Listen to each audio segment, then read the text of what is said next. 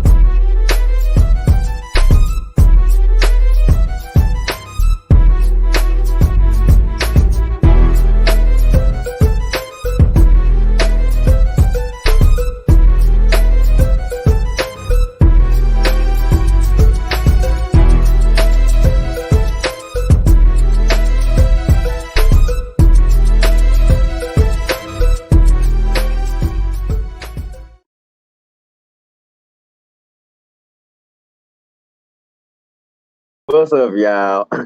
It is episode 28208, another Saturday morning again with your folks. What are we talking about today? Well, it's that time again. The NBA is back, and we got our annual NBA preview. Man, I swear the NBA just ended. Anyway, we got a lot more than that because this has been a huge sports week, man. This may be our first 3-hour show. It's that much has happened this week. Where do I start? Ben Simmons returned. Kyrie Irving got banned. Roll Tide got rolled up. John Gruden got canceled. My Braves advanced. Odell Beckham has been ignored. Spencer Rattler has been benched. We got our NCAA and NFL recaps, UGA report, HBCU report, our NCAA and NFL picks, so much more, so much to talk about. Not going to waste any more time. 208 is about to be great. Red, Coach, Shelby. I'm not sure if our money going to be here, but your boy Red is always here. Let's get started.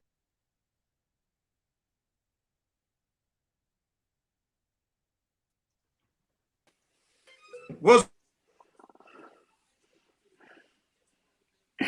show featuring Shelby this week.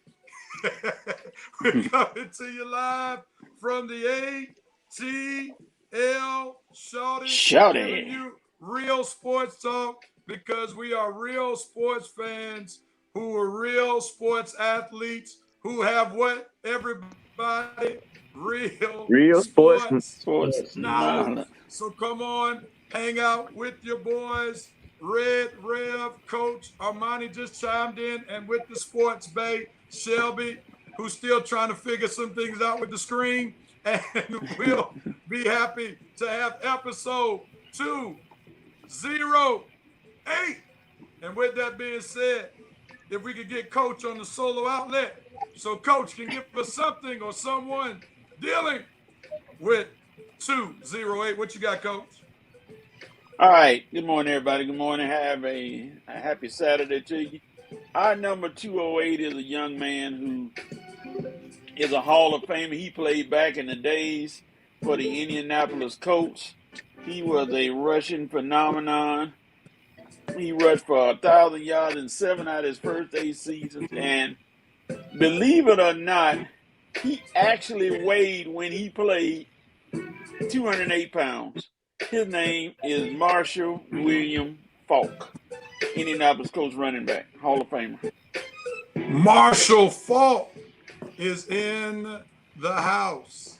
And that was Indianapolis Colts running back, Coach. Indianapolis Colts running back. Same thing. Yeah, Colts, Rams. Colts, Rams. Same. Yeah. He played for both. He was the Colts' first round pick. Yeah. Yeah. He beasted with the Colts as well as he beasted with the Rams. He's most noted for being on the team with the greatest show on turf. That's what he's most noted for, with the Rams, and won that Super Bowl for him, or helped win that Super Bowl for them. So it's cool. Armani, man, we're glad that the internet issues didn't keep you off the show. I was wondering if it was about the honeydew list, and rather nah. you talk some big talk behind closed doors. Would love to talk to your wife about everything you said. Oh Lord! But we are glad that you are in the building, and we must make sure that we give kudos and props to Revenite Nation. Let's welcome Revenite Nation, who makes the show what it is. Brother Lance is in the building, Southern graduate. What's up, Brother Lance? Sister L. Yvonne Williams is in the building. What's going on, Miss L. Yvonne? Brother Jerome Case, one of my Facebook nemesis, who loves to slurp on Matt Ryan, is in the house. I think he just tries to do that just to be a troll rather than his actual belief in Matt Ryan. I think I'm on to you. He said the internet is undefeated if you have it. All right, Vincent Woodruff, the VP, is in the building.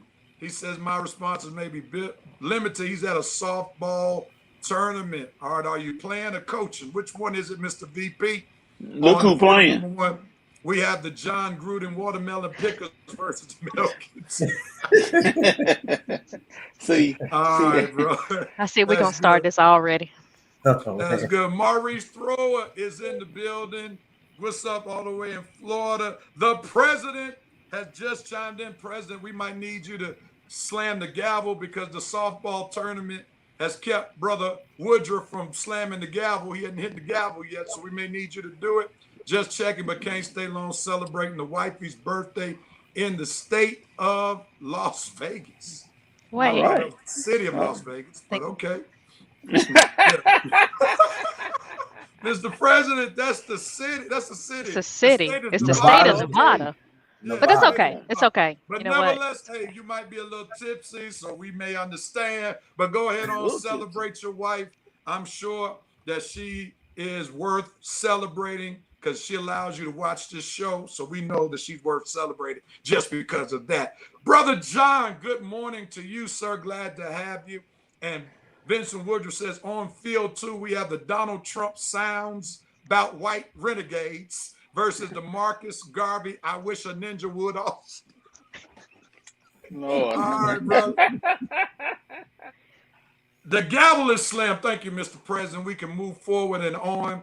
Can we get to the sports talk already? Goodness gracious, Brother Rex. You ain't letting us show some love. And here we go. See, this is what I can't stand when the Cowboys are doing well. You got these obnoxious Cowboys fans. My screen won't let me be great to get to this comment by this great preacher who's a good friend of mine. Let me just show it because I don't want him to think I'm hating. Reverend Melvin Watkins, I'm just tuning in. How about them Cowboys? Lord have mercy. Oh, Lord. They win a few games, and he can't get enough of it. And then who else we got coming in? Nope, Las Vegas is a state. I broke every.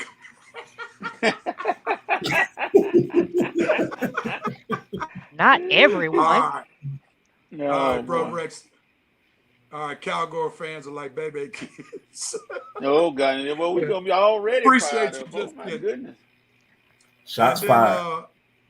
Here, hey, look good, Rick. All right, and let's see. You got it. Stephen A. Coon Smith and Shannon Sharp attacks Kyrie due to the vaccine is so out of line and annoying.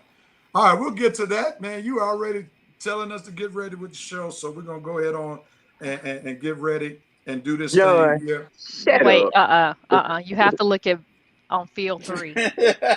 We have the Strom Thurmond Teabaggers versus Julian Bond Juneteenth Warriors. Oh, my God. Let's do it. We may never get the All show right, started. Okay. all right. I don't think Vincent at a baseball game. Well, I obviously, think we know that Reverend Night Nation is in the house, and we welcome them. And now let's move on. We're going to go on to what we talk about, dope, nope, and coke. Coach, we're going to start with you. What are you doping on this week? Go with it. Again, my dope moment goes to one Lamar Jackson, who is joining Johnny Unitas as they retire his number 8 at the university he played for. So big up to Lamar Jackson.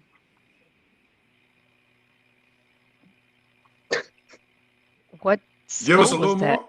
Coach? I said they retiring his number in Louisville, Oh, Louisville. number Okay. 8. They're gonna retire. Oh, He's Lamar the only Jackson? person. Yeah, Yeah. he's the only person to have his number retired along with Johnny Unitas. So that's an honor for him to have his number 8 retired at the school he played for, Louisville.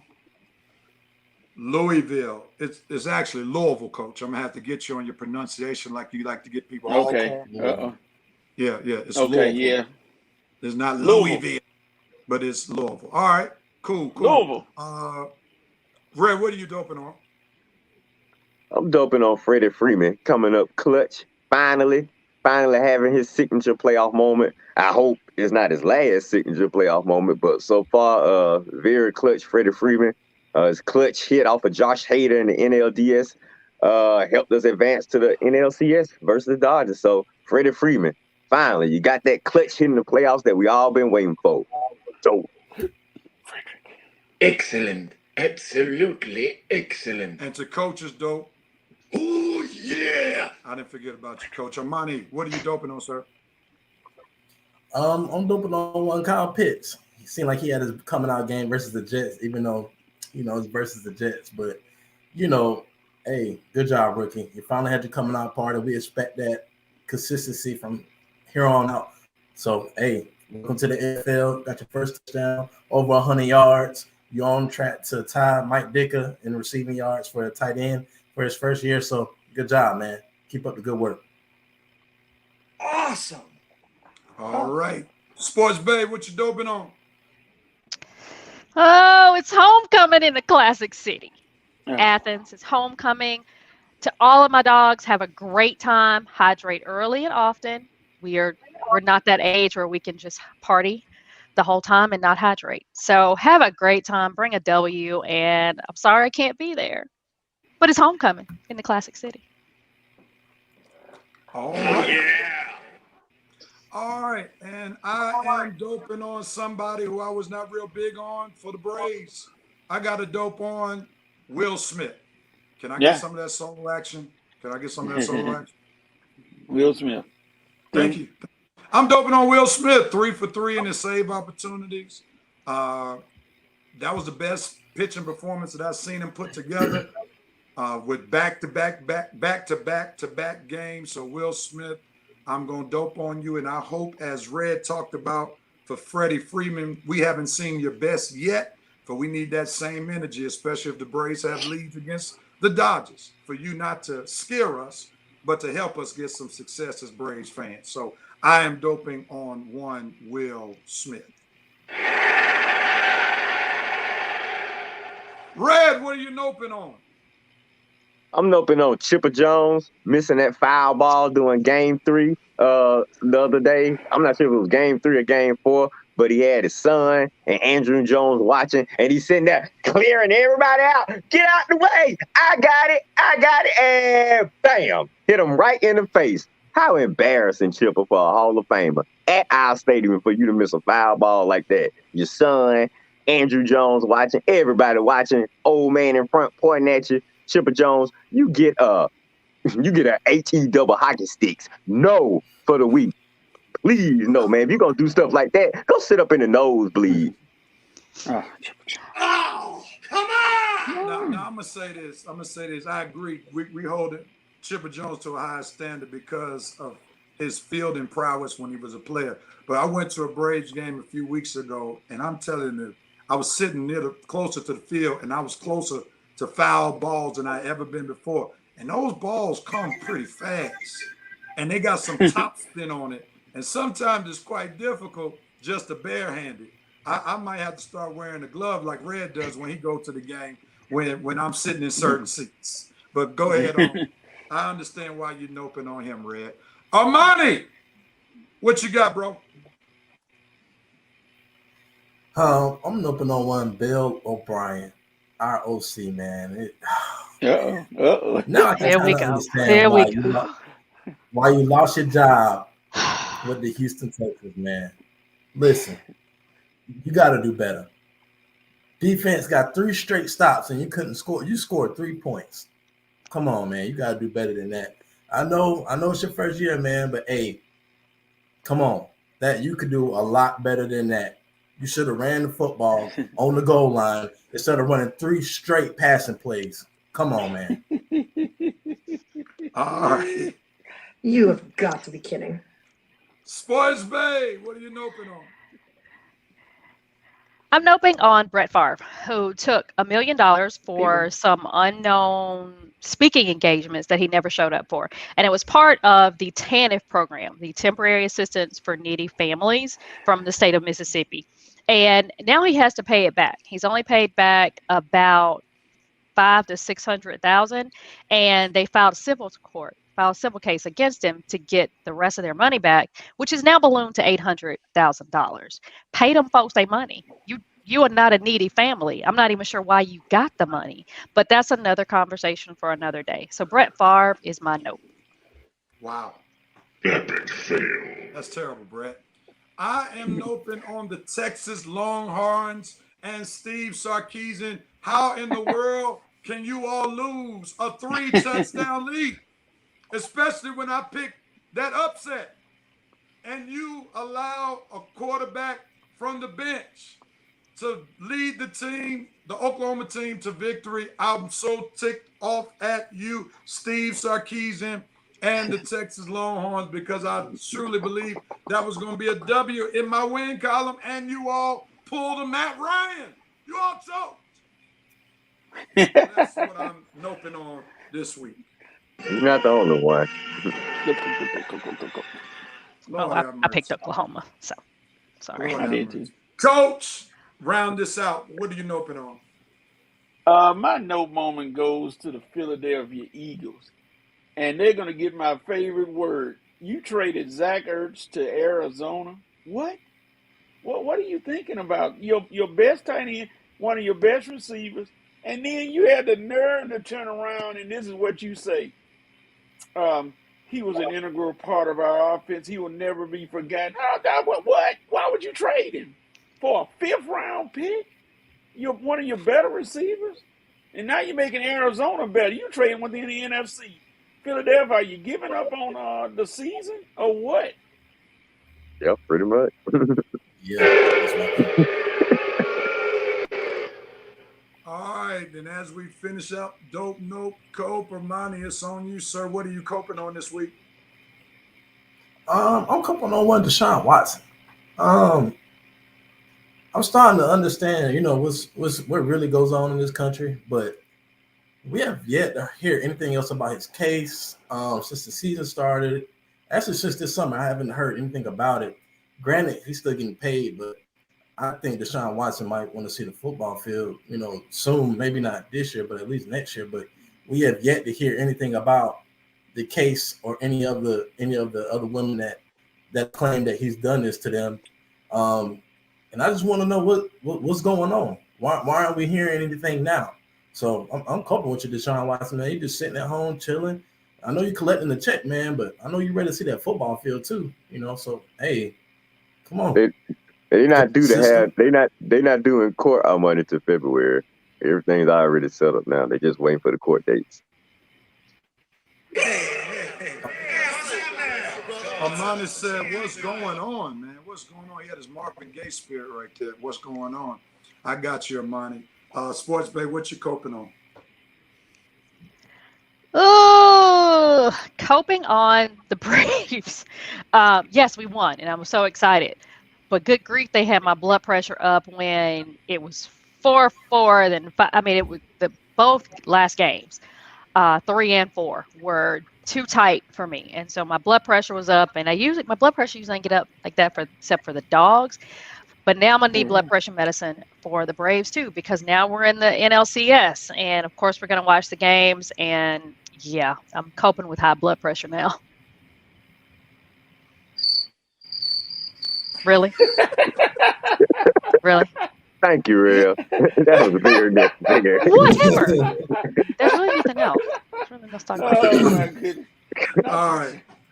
I'm coping on my picks when it comes to the Atlanta Falcons, man. When I pick them to win, they lose. When I pick them to lose, they win. So I just can't do it anymore. I'm so glad they don't have a game this week so they won't fool me again, because I have at least 5 L's because of them. Goodness gracious. Lord, that's true. I'm right there with you, Red. I get it. I can't stand it. All right, Coach, what are you coping on?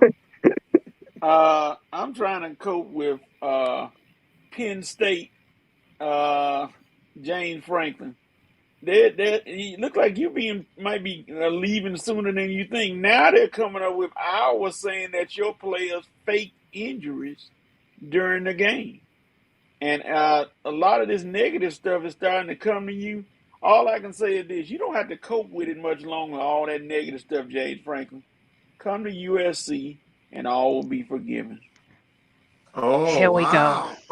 Coach has made Wow. a plug. Wow. I'm not even. Coach has made a plug. He's shown his USC coaching hand. He wants James Franklin. All right. That's the most definitive statement he said about the coaching search since they fired old boy. So, okay. All right. Red, finish this up, man. What are you coping on? A real baseball coach. The Giants, they're going to have to cope all season long. They won 100 and something games, had one of the greatest seasons in franchise history. A lot of the players had career years, had an excellent 5-game series against the Dodgers. And how does it end? Another freaking umpire, another bad call. Really, you end the series on a bad check swing call. Coach, I swear, that is one of the worst baseball calls since that perfect game was messed up by that. Remember that perfect game pitched by Galarraga in Colorado? Yep. And that umpire messed it up, talking about, kicked the call. Where that first base umpire in the Giants-Dodgers series, he kicked the call, he stomped on the call, he ran his foot all in the call, he kicked dirt on the call. Dude, you completely ruined the season for the Giants, man. The game should never come down in the hands of an umpire, and the Giants got to cope all season long because of that idiotic call from the umpire. Giants, I feel for you. I'm just glad it won my Braves in the situation. Yeah, that call just made this season totally explode. Before we go on to see what Reverend Knight Nation is doping and coping on, real quickly, I heard somebody suggest from the call that Red talked about, should Major League Baseball institute video replay for the last out of a game so it will not end on a controversial call like the game did? Are you all in favor of that? Yes, sir. They do it in football. The last 2 minutes, everything is reviewed. Why are we having replay if we're not going to make sure we get the game right? You got to replay any questionable calls that come up in a game within the last, I guess, few innings. Any questionable calls, you go to that camera. You make sure you get it right. So we're going to have to be talking about this and having the Giants and the teams that fight hard losing series because of the umpires. Referees butt out. Use the replay system. That's what we got all this technology for. They still acting like it's 1947. Well, I think the baseball is still trying to keep as much purity as much as possible. We're trying to not utilize technology, and it's starting to backfire. But I understand, just like in all sports, you can't use replay for everything, because we know even in football you can only challenge but so much. But not for everything, just questionable calls in the last few. I mean, just don't end the game on some crap. You understand? If it's something questionable, you go to the camera. So you agree with the person who suggested that they should put replay at least for the last out of a game so it doesn't end that way? Yeah. Okay, cool. Unless all right, Shelby. Obvious. All right, Sports Bay, go ahead on and read Reverend Knight Nation's Dope and Open Copes if you don't mind. All right. We have got a lot of people chiming in. Yeah, I kind of told people at work this was going to be a big show. Is that why we have 8 people watching? Because you got 8 friends? Okay. We got 8 people watching. Is we Gruden a racist or a bigot? We're going to get to that in a little while, I think. Yeah. Lamar Jackson, Ravens Nation. Nobody cares about this is a good one. Dope. Don Staley, head coach for South Carolina Gamecocks women's basketball team, signed a 7-year, $22 million extension. Well deserved. Keep breaking those glass ceilings. She is the highest paid African American coach. What a waste of money. Why you say that, Red? So, Reverend Knight Nation, I think y'all know what to do. I mean, that's a waste of money for her. Before you read the next one, real quickly, Shelby, I mean, we got to understand. Let's make sure we don't dismiss what just happened.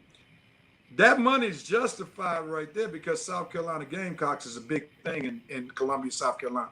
So they make a lot of money. Now in the WNBA, when you're struggling trying to sell seats, that's a whole nother story. But in South Carolina, actually the women's basketball team is making more money than the men's basketball team. Yep. Yeah, so that's justified. How many championships has she won? Start checking the emails, y'all. Check her emails so we can get that contract canceled.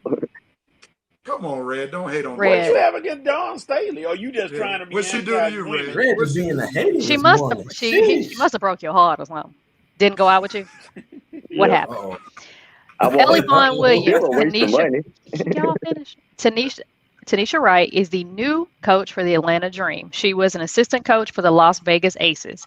Thank you, Miss Williams. I don't follow the Atlanta Dream, so I wouldn't have known that. Okay, Glance. I'm doping on another Dodger Braves NLCS, but I am noping on those ticket prices. Oh, I'm sorry. I'm doping. I apologize. But I'm noping on the ticket prices. The tickets are extremely expensive. Yeah, they are. Oh, Texas A&M for knocking off Alabama. Armani, you might as well get ready. You might as well get ready. Because we're going in today. Something Miami He couldn't do. You know what we did to y'all? Yeah, the person who always picks Miami. Take that to the Miss bank, Harris is brother. saying good morning. Y'all say good morning, Miss morning. Harris. Good morning, Miss Harris. That's a nice picture, if I say so Mama myself. Harris. No NFL kickers, just because they're not real players, anyways. Yeah, that was horrible last week. That set was a record for most missed kicks. That was awful. That was they terrible. got the yips. Yeah. I agree with Lieutenant Sonar. Run the ball, Bama. You have a horse in the backfield. Run, run, run. Cope is 2021, and we're still dealing with characters of the Gruden persuasion. Shaking my head. Yeah. Ms. Harris, LeBron James, I Promise School's entire senior class has been accepted to the University of Akron and or Kent State, where LeBron will pay tuition for all. That's dope. That is a good dope. That's dope. For Dante, Ertz wasn't going to re-sign with the Eagles. It was best that they did trade him. Could they have gotten more? Probably, but it's best to get something for him than nothing. Coach, what you say, man? The Panthers ain't doing nothing. They couldn't get him. Nah. What you got to say? Wow. Shots wow. fired. Okay. He took a shot direct. This man trying to get engaged some real sports talk, Coach. Take a shot to this team. But next, go ahead on Shelby. Yeah. Watson shouldn't see the field until he clears those allegations. Absolutely agree. And Vincent agrees with Dante. I agree. Oh, here we go. I'm coping on Darnold being my QB and the offensive line. Seems like you're reading more than 8 comments. I'm just saying. Exactly. Like I said, we got a lot of folks on the show today. Keep it coming, folks. Red, move on. We have a lot of folks watching the show. More than 8 people. The fact that the first racist comment alone wasn't enough to sink Gruden. Chappelle was right. As you can tell, Lance is a LA fan. To heck with the Giants. Another cope are the excessive taunting calls in the NFL. Absolutely. Yeah, that was a bad call the other night. On Monday night. It was. Football. That was a terrible call. Yeah. Fan Attic is one of my friends from Georgia. Go back. Uh-oh. I knew Revelation Nation was going to come. I knew it. Here we go. Oh, we go. Now I don't have no friends, Vincent. Is that what you're saying? Now I don't have no friends? Okay. I remember you said that. I think I already said that earlier. I'm just saying I already said that. Nobody listened to you. Dope. The Don Staley contract. Oh my God. Are you serious? Yes. And that is my friend. See the Fan Addict? Those are my friends. Okay, I just want to let you know. Congratulations. Wow. So, Red, tell us why that's a waste of money. No, please. I already told you, Sue. We don't have time. Don Staley deserves every dime. There's a lot of reasons. Jocktober. Jock Peterson wearing pearls while playing ball. Hey. Come on, man. Gold chains are enough. Hey, if the pearls work, we're wearing pearls. Keep on. WNBA and college basketball, 2 different animals. She has a natty, and there will be many more. Absolutely. Red is a hater because Don Staley's making more money than him. Red couldn't get the number. She's a lesbian. She's not. I don't want her number. So what? Look at them. They don't scare me. Good morning, Donnie Rosser. Whatever. Uh-oh. Oh, whatever, my coworker. Don must have crossed Red up. Broke his ankles going to the hoop. Oh, yeah. She did that now. Yeah, she's a good enough ball player to do that. Okay. Uh-oh, Coach. I think this is purpose. Yeah, exactly. For you. What does Carolina have to do with that trade? See, Dante, you think you slick, Dante. Every week you talk about the Steelers. Now I'm firing back this week. That's right. That's right, Coach. Okay. You don't have to explain nothing to him. Our last note, Rev hating on Matt Ryan's win last Sunday. Dope FSU football. What? FSU football? You sure you didn't get those? They won. Wait a minute. A game. Cope, my Sixers. Yeah. Now, we'll talk about that later. Hold on, real quickly. This guy and others are excited about Matt Ryan beating the Jets. Rev, let me get him. Rev. Let me get him. Now, Rev, tell me this. How are you hating on Matt Ryan's win last Sunday when I thought it was the Falcons that won? Remember how they say it's a team game? So now all of a sudden, it's Matt Ryan's win. Matt Ryan's victory. Please get out of here with that. Yeah. Rev ain't hating on nothing. When they lose, the defense, the offensive line, but then when the Matt running Ryan game wins, it's Matt Ryan, and then y'all getting all geeked about Matt Ryan's wins being only against the two teams in New York City. Exactly. I mean, y'all proud of two victories being against the bottom dwellers of the league? When has he won? When has he got to win? Falcons football has resorted to that we're excited about beating the Jets and the Giants, where both teams won't even sniff the playoffs. You pathetic. How far have the Falcons fallen since the Super Bowl? I'm done. You are pathetic, Jerome Case. Sitting up here happy about a win against the Jets. You're pathetic. Pathetic. We're moving forward. We're moving on. All right, let's move on to NCAA football. Let's go real quickly. Armani, all eyes on you, man. Alabama, roll tide. Roll them up, roll them up. Man. Go ahead, Armani, on come the on. screen by himself, please. Armani, we waiting on you, bruh. I mean, this is a lot of time that we take. All eyes on you, Armani. Please tell us what happened to the roll. We got rolled by Texas A&M. Go ahead. And please don't say it was the 12th man.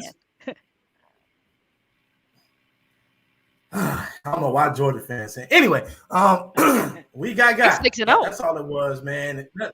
Nothing else to it. Hey, Jimbo, he called it into this offseason, and Nick Saban had to give him his credit. Jimbo said, we're gonna beat the old man before he retire, and they got us. First of all, the offense was a terrible call game. Like I said, Bill O'Brien, you got to do better than that, man. They weren't even trying to stop the running game, pass game working for the most part in the first half, but you gotta be able to sustain what you're doing. You know what I mean? So if the pass game not working, go to the run game. Run game not working, go to the pass game. You can't just keep trying to do something that's not working. And then the defense, Alabama's defense has fell off from a few years. I don't know. What's y'all laughing at Vincent? Of course. You can't even put it back up. Yeah. You can't even get your explanation out without Vincent running his mouth. God, he talked too much. No, he all right. But it was only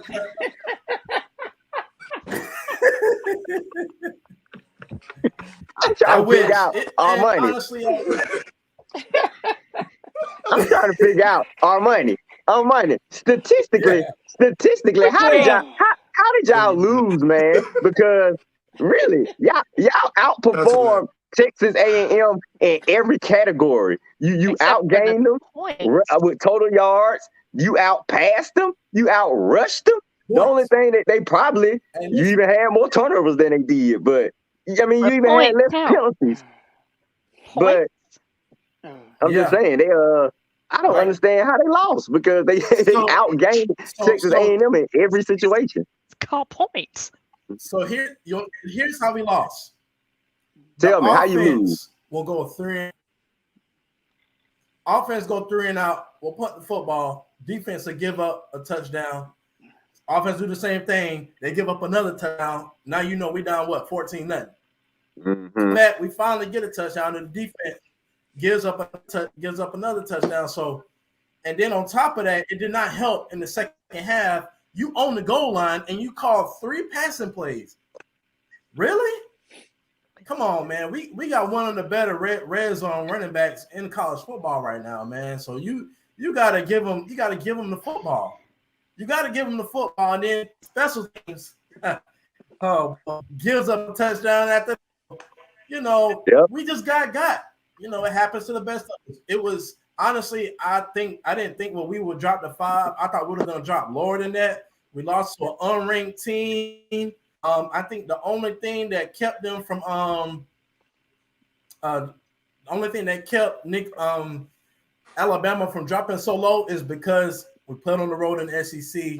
Also, the NCAA gifted Alabama that because of our pedigree. Not only that, they figured Nick Saban, one of his assistants, was going to get him before he retired. We didn't know who it was going to be, but we knew he was going to got before he retired by one of his assistants because they're spread all across the SEC. So, I mean, I don't think we deserve the number 5 spot. I think we should be top 10, but number 5, I didn't think that we deserved that spot. But hey, we got. It is what it is. We got to bounce back. So the only way we can bounce back is if we win out and go to the SEC championship and win that. That's the only thing that I can see us getting into the college football playoff. Now here's the thing. If we start really looking at it, Alabama definitely has a great chance of going to the SEC championship because Texas A&M has already lost 2 games. And therefore they can win out, and then they'll play in the SEC championship game. Now, really, as long as Georgia takes care of business up into the SEC championship, Georgia can shut Alabama out of college playoff contention by just beating them in the SEC championship, and Alabama won't have a chance to go to the college playoff. Nope. So at the end of the day, Georgia will be the reason if Alabama goes to the SEC championship or not. So that's going to still be the game that everybody was looking for, because I think that Alabama's going to take care of Auburn. Now, we know that a rivalry game, anything can happen.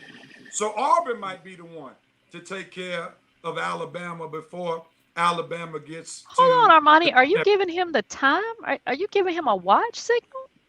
Wow, Armani. Wow. Did he freeze up? Is he still there? Yeah, he's because all these Georgia fans. Now, listen. All these Georgia, Bama dropped the 5. They're not gonna get in. All y'all got to do, beat us. Y'all ain't done that in 14 years. Oh, that's true. That's all you got to do. Beat us. Y'all won't hear us. Listen, we're taking everything one game at a time. We're not worried about it. It's been 14 years. This week is about Kentucky. We're not looking ahead. You should be. Number one, we're thinking about Kentucky today. Every time Georgia plays Alabama, they wet the bed. That's true. You're right, every time. That is true. Listen, history is true. History is facts. Listen, if y'all beat we're not worried about Alabama. Y'all could have stayed number 1 for all we care. Okay. Listen, we don't. Number 1 now means nothing. Being number 1 in October means nothing. Be number 1 at the end of the season. Oh, indeed. I'm just saying. That's you think what you're gonna get us in the end, our money? That is what counts. Being number 1 at the end, not now. You think you're gonna get us in the end, our money? Here's why. Tell me why, and I'll tell you if I agree. Because it don't matter. Because when y'all, my internet, sir. You keep freezing up, man. You freezing up. It seems like. Seems like wifey don't unplug your internet, man. Some of y'all just give the game away. Now, how you think you gonna beat us? Yeah, how you think y'all gonna beat us? Is it because our QB play? Defense can't hold up for too long. Yep. Y'all defense ain't gonna hold up for too long. Y'all gonna give up some points. I will say that. For y'all to beat us, JT Daniels gonna have to have our defense is gonna choke in the end. That's how y'all gonna get us. I'm not saying they're gonna choke, but to say that y'all gonna hold us to 14 points like y'all been doing these other teams, no. Remember, you don't have Mac Jones back there. You got a fresh or sophomore quarterback who's still inexperienced. Kirby Smart can dial up a lot of different defenses to confuse the young guys. So let's remember, you don't have Tua back there. You don't even have Jalen Hurts back there. You don't have Mac Jones, who are all experienced quarterbacks. Right. So then Georgia's defense, remember, their best player on defense is their DT. And if they're able to push the line back, Jordan Davis. Yeah, they're gonna be in trouble now because that rookie quarterback, he's not gonna be able to sit back there and dissect every play like Mac Jones was able to do last year. So don't poo-poo on Georgia's defense because it's in the trenches where the game is Thank you, won. Ms. And Harris. right now, I would take Georgia's defensive line over Alabama's offensive line. Oh. What'd you say? Okay, but for how long? The entire game. The entire game. There's 4 quarters. Said Georgia, it don't matter because what I'm saying is Georgia does everything right to the very end of the game. Every time y'all play in a big game. These are facts. Nobody's arguing with the facts. But right now, y'all already lost one, and we haven't. We're talking about this year. Let's talk about. Remember, we lost one before we played y'all in the championship 3 years ago. We lost to Auburn. That's true. We both lost to Auburn that year, and we both went to You just reliving history. Let's get back to the current season. What are you gonna do to us this year? This year, Armani.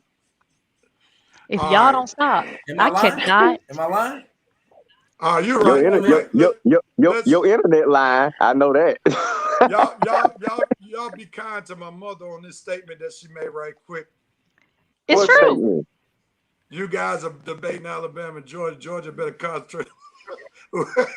now here's the context behind the statement. She went to University of Kentucky, so she's feeling herself a little bit. So y'all be kind to Mother Harris. She's excited that they're not. Mother Harris is safe, real. Nobody's gonna attack Mother Harris. We understand because it's the truth. She's telling the truth. We have to worry about today. Well, when Kentucky's football team had a good run 2 or 3 years ago, and then Georgia beat them in Kentucky. We don't have to worry about today, Shelby. We got to worry about Alabama. That's who we have to worry about. Listen, today and the rest of the games are already I don't worry about. I'm worried about today. Although Vegas has us up by 21. They'll be okay. We got to worry about Alabama, like our money said.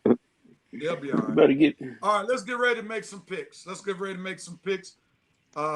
got a few games to pick. Armani, you good, man? Of course, they play Mississippi State today. He'll be good. Oh yeah, they'll easily. Well, I hope. Unless Mississippi State pull an upset, then our money gonna be on suicide watch. I wasn't ready. All right, here we go. Let's get ready to get to these games. Fans, y'all can feel free to pick with us. Before we go into it, let's go to the standings. I'm kind of embarrassed this week. Red was not the cellar dweller with last week's. I was. Red was 5-1, along with Coach and Shelby. The only game that he lost was Texas. I lost 3. Arkansas let me down. Texas let me down. And Vitek had Notre Dame. And they let me down at home. Coach lost 1, and he lost Arkansas. Shelby lost 1. She lost Arkansas. And I can't really see. Let me take this ticker down real quickly. Armani lost 2. He lost Penn State, and he lost Texas. So after last week, this is where we are standing wise. Red and Rev got the same record. That's a shame. We're holding down the rear. Coach and Shelby are tied for first place, and Armani's 1 game behind them, while Red and Rev are 3 games behind the lead. So that's where we are as we start picking on today. We got quite a few games to pick, so let's get to them. First game on the docket, and we're gonna start with Armani to pick him up after doing all that Alabama explaining during that last segment. NC State versus Boston College. An ACC matchup. Who you got, Armani? I'm gonna go with Boston College for the upset. Any reason why?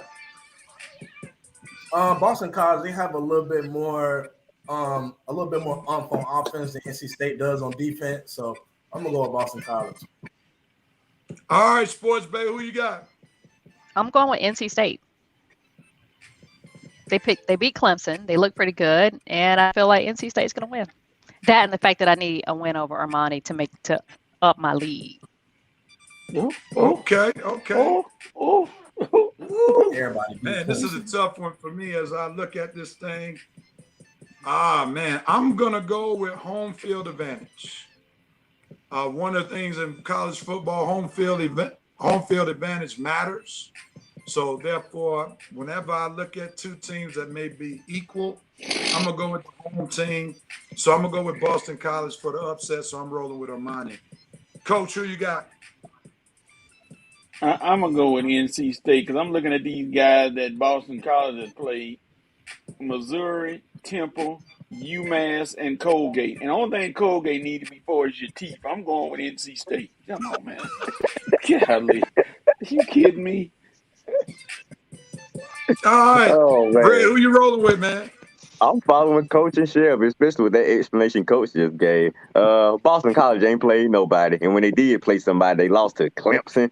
Clemson, the way they playing this year, you lost to them. So if you lost to them, you definitely ain't ready for NC State. NC State got this one. All right, on to the next game. We got number 19, BYU. If I can get to it. My favorite coach, Baylor. All right, our sports base on you. Who you got?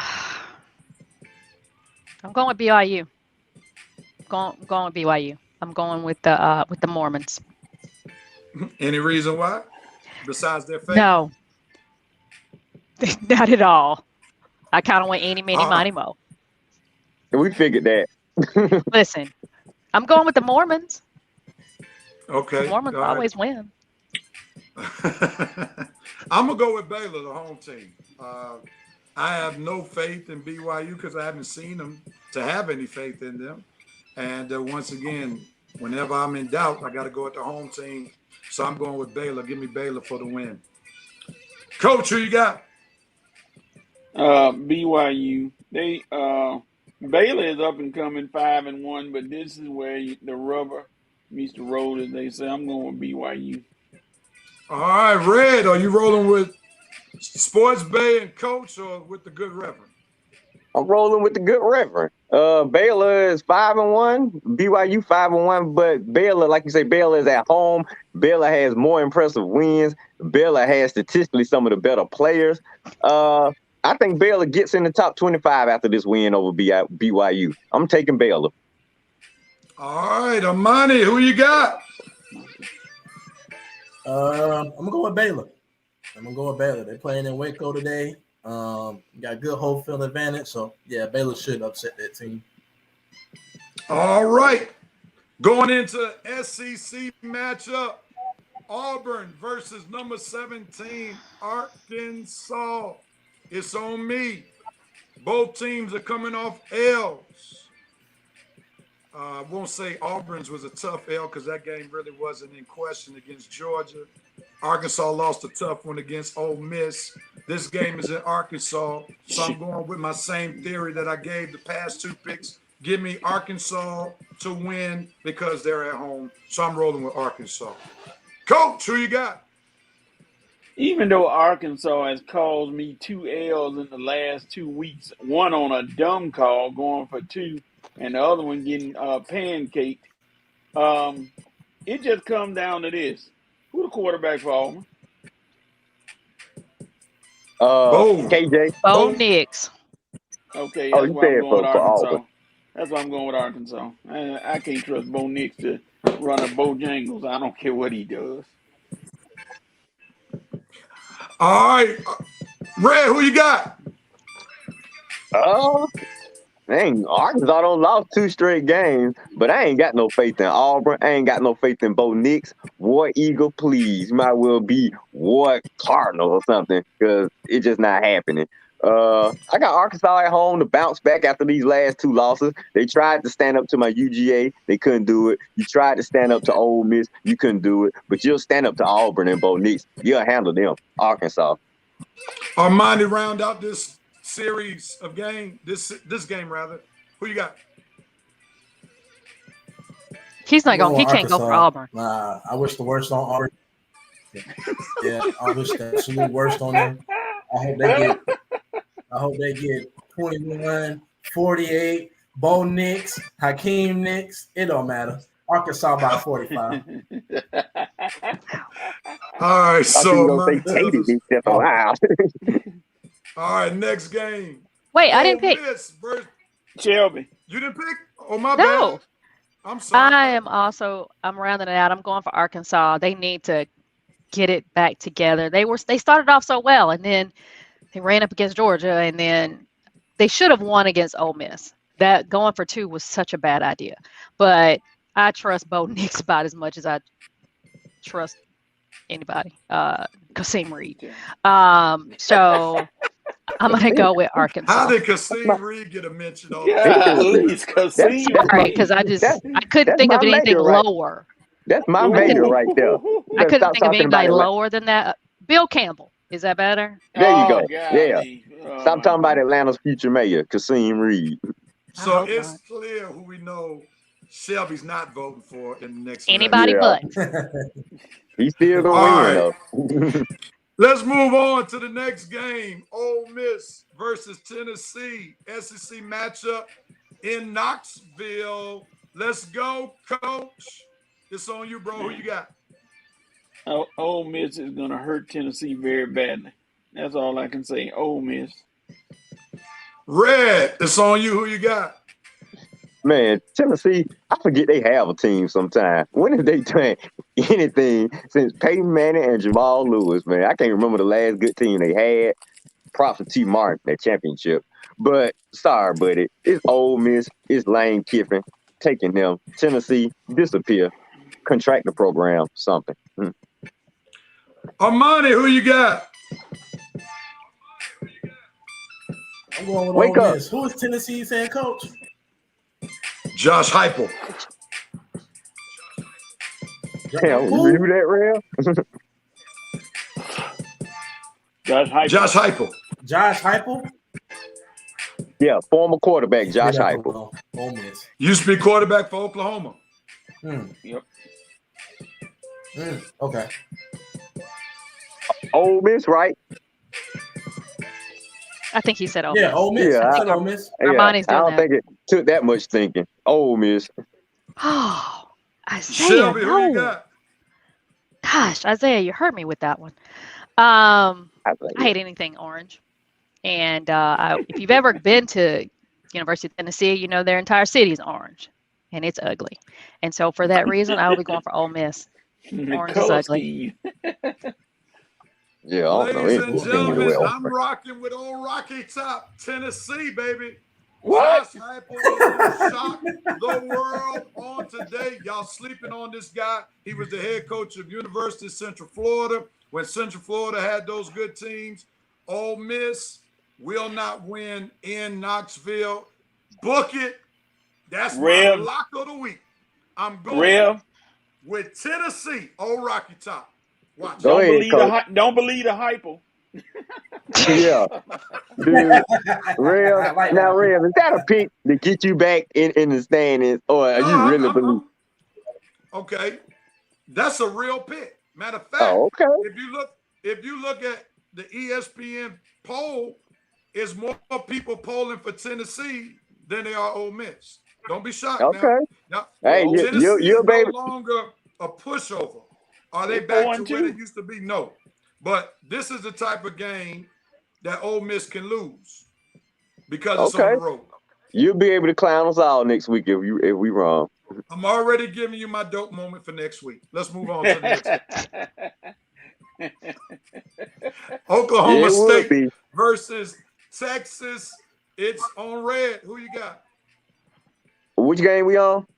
Oh, Oklahoma State versus Texas. Right there on the bottom. Oh my God. Why do we have to mess with Sark again? When he at home last week? Yep. Texas at home last. Okay. Yeah. And they lost to. All right, but this is not an SEC school, so I'm pretty sure Texas will be able to handle the no defense Oklahoma State. So Sark, I can't believe I'm doing this, but I'm riding with you again. If you lose Oklahoma State, dude, I won't be responsible for what I say about you. I promise you. And I'm going in on you if you lose to Oklahoma State. But I'm picking Texas. Money, who you got? I'm gonna go with Texas. I'm gonna just say slow your roll a little bit, Red. Those players are there. None of his players, man. Come on, you got to get him, man. He gonna get a first year pass. So, I mean, if this was his second, third year, I will understand. But hey, he playing with what he got. Sports Bay. I can't trust Sark. I don't know if he's drinking. So I'm going to go with Oklahoma State.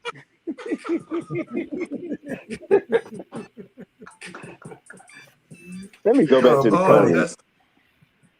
I'm gonna go with Texas. I'm gonna go with Texas to win. I don't trust Mike Gundy, and I don't trust any hairstyle that he has. So I'm going. Oh yeah, good one, Real. That's a good one. Who still wears a mullet from doggone looking like Mel Gibson and Lethal Weapon 1? Mel Gibson 1 week, a mullet the next week. Yeah. I don't trust his hairstyle. So if I can't trust his hair, I ain't trusting his team. I'm going with Texas. I'm with you, Real. Round it out. Coach, who you got, man? Well, they're playing at Texas, so the game has a new sponsor this week, Seagram Gin. So, Oklahoma's only giving up 91 yards rushing. And if Bilal Robinson can't get loose, they're in trouble. I'm going to go with Oklahoma State. All right. He's going with Oklahoma State. So we're going to have some real movement next week in the standings. Some folk going to be on top or maybe be on the bottom. Folk on the bottom may stay on the bottom. So it's going to be interesting to see what happens next week. Last game, Kentucky versus Georgia. It's on Armani. Armani, who are you going with? I'm going with Georgia. Kentucky. Sorry, Kentucky. Y'all just don't have enough. Unfortunately, y'all definitely don't have enough offensively. Y'all too up and down on the defensive side of the ball. I think Georgia's gonna take care of y'all. So I say Georgia by 14, probably maybe 21. Wow, he's going Georgia big. So Shelby, tell us why Georgia is your pick this week. It's Kentucky. They're a basketball school. Focus on what you do best. Focus on basketball. Football is not your ministry. I understand you're 6-0, and I get that. Y'all are cute, But again, let's leave the football to the professionals. Yeah, and if you look at Kentucky's victories this week, they have been kind of sketchy wins over sketchy competition. When you barely beat South Carolina and some other schools, and their most impressive win was against Florida, but Florida this year seemed to be a bit fraudish. I can't believe in what Kentucky's going to do. In Georgia, I'm sure they have been riled up by Kirby to not take that number one ranking to their head, so they're going to have something to prove. So I can see something like what Georgia did to Arkansas happening today to Kentucky as well. Who you got, Coach? Yeah. Well, tell you what, Kentucky's going to be more than Georgia can handle in the first 5 minutes of the game. Y'all watch it and make sure you see it. Georgia's going to win. Kentucky is a nice story. They look good right now, and there's nothing wrong with being 6-1. And You're Red already to round bowl it out. eligible. They're bowl eligible. That counts. Yeah. Red, tell us why you're going with Georgia. Surprisingly, Shelby's explanation was perfect. I mean, they're a basketball school. Their little 6-0 start is cute, but come on, you're facing the big dogs. We're the team to beat, and you just a little basketball school that just happen to have a couple of folks early in your schedule that were beatable. That led you to be 6-0. But now playtime is over. You're facing the real deal. We'll see you next week, Kentucky, at 6-1. All right, Sister Harris, you keeping hope, Kentucky hope alive. Yes. All right, and Dante I'm proud of said, you, Miss Harris. Hear what Dante said. If the game was in Kentucky, I'll give them a better chance. In Athens, I'll give them no chance. All right, so that rounds Who cares, out Dante? You're an Auburn fan. Dante's an Alabama fan. No, he's not. He's an Auburn He's all. fan. Oh, All right, here we go, Shelby. It's on you. oh, Give us it's our on me. Georgia report. You can go solo. Georgia. It's homecoming. I'm sure there's about 200,000 to 300,000 people in the city of Athens right now enjoying all the homecoming festivities. I have no idea who won Miss UGA. It's not really important. What's important is the game. The game versus Kentucky. I wish we had played Vandy for homecoming because that's 62-0. But again, I digress. Defense is doing everything. I think they've given up maybe 29 points this season. They're averaging 5 yards a series. That's how much they're giving up. Defense is doing everything we need them to do. First of all, can we give some love to Stetson Bennett? I'm not hearing enough love for Stetson Bennett. Star. The mailman continues to deliver each and every week. I don't know what his ceiling is. I have absolutely no idea.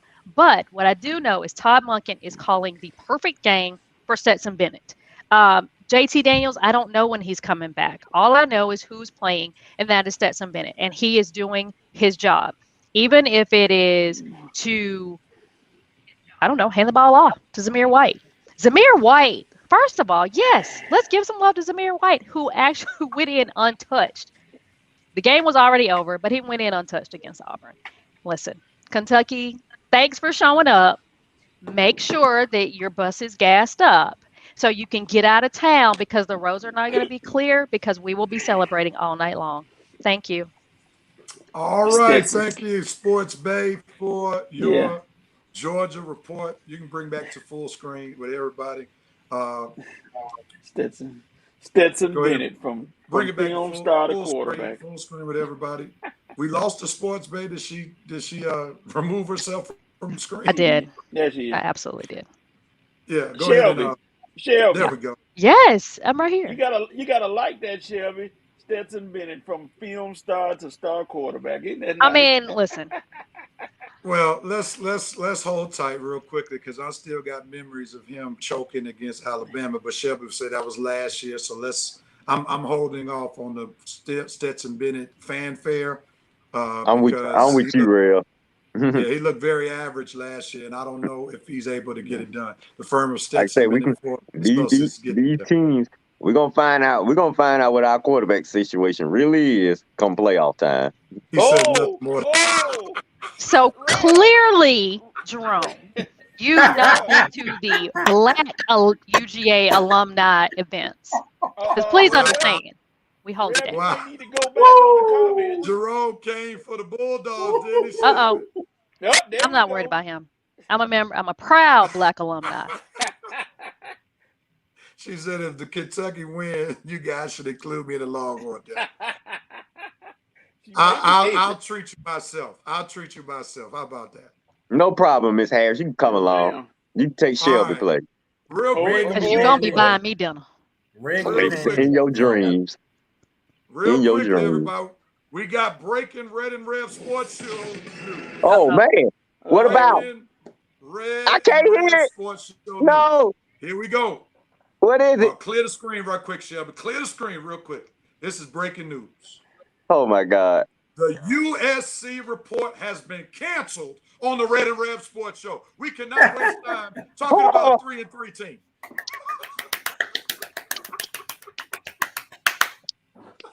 Okay. I have a rebuttal for that. An easy rebuttal. We refuse to talk about 3-3 team. Refuse. We can't do it. Not going to even make the playoff. But yet we talk about the Falcons.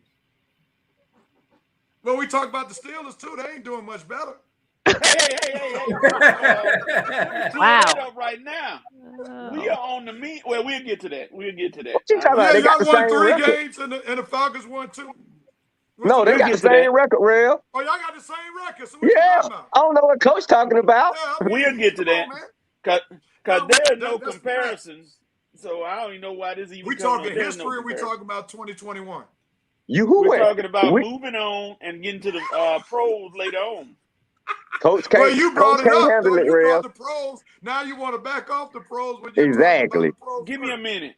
You know where I'm going with this. Hey, First of all, Enjoy the USC is not even playing this week, so we I can know it. we That's okay. why we don't need to report. Toys R Us Bowl. Toys R Us Matter Bowl. of fact, we need to go back. We need to go back to the old stuff that we used to do for teams back in the old Red and Red Sports Show. Matter of fact, Red, you remember this? I know where you going. I'm already waiting for it. Start play it, real. I'm ready to hear it. Hold on. Oh my God. Here we go. Salute, Red. Get ready to salute. Oh no, not what I Hit think. it, Oh Red. no, I knew it was coming. I knew that was coming. I tell you what. To our dearly departed USC Trojans, the University of South Central has now taken over operations. Not going to be the same on Figueroa Boulevard, but Coach shall survive. He might be on the next show next week, but he'll survive. To our dearly departed USC Trojans, thanks for And coming. guess now, Georgia fans, y'all shouldn't say anything because all I do is say 1980, and that'll stop y'all in your tracks right there. Nah, Shelby, handle that. it's okay. It's okay, Coach. It's okay. They gonna get theirs. Just give it some time. Coach, Armani, you be quiet Coach. before I. Coach. You know what I'll do. Coach, Janet Jackson has a song for you. What's up, girl? He stood me up again. What have you done for me lately? Where did that What come in the from? world?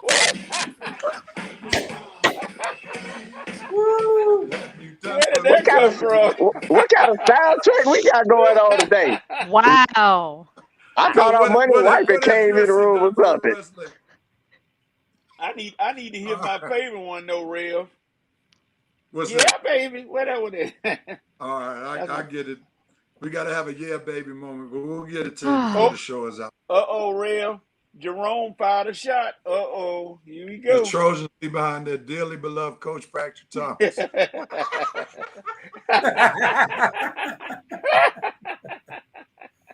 Oh, shoot. All right, man. That's funny, man. All right, here we go. Real quickly, man. Let's go into our HBCU report. 12 made this one. Let's go ahead on and have a little HBCU fun on today, Coach. Get ready to take it over in just a moment. I'm trying to get to something that the band played.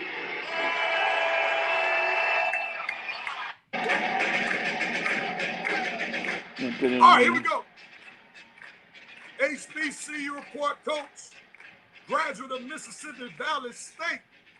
The only HBCU that has a cotton field across the street from it.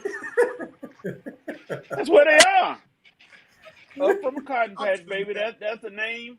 That's the autobiography. Up from a cotton patch. I'm just messing with you, Coach. Come on, Coach. Give us our HBCU report. Run off the games that will take place this week, starting with the MEAC, SIA, and the SWAC. What you got, Coach? All right. Today we got Virginia Lynchburg against Norfolk State. Then we got Morgan State against South Carolina State.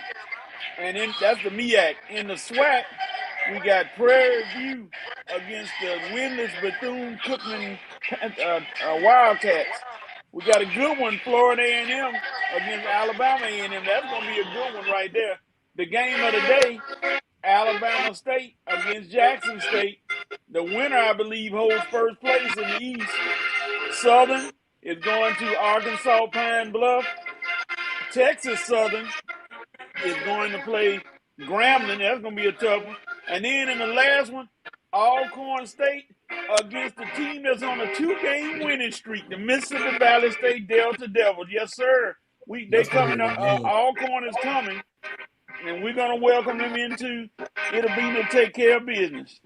Also, we got some other games coming up. We got, let's see, Virginia State against Bowie State in the CIAA. We got Elizabeth City State against Lincoln. They're at Lincoln. Virginia Union is at Chowan. Shaw is at Livingstone. St. Augustine's going to Winston-Salem. And Johnson C. Smith against Fayetteville State. In the SIAC, Tuskegee goes to Central State of Ohio. Kentucky State is going to the Waters of Edward. Of Albany State is going to play Benedict College. Clark Atlanta goes to Savannah State.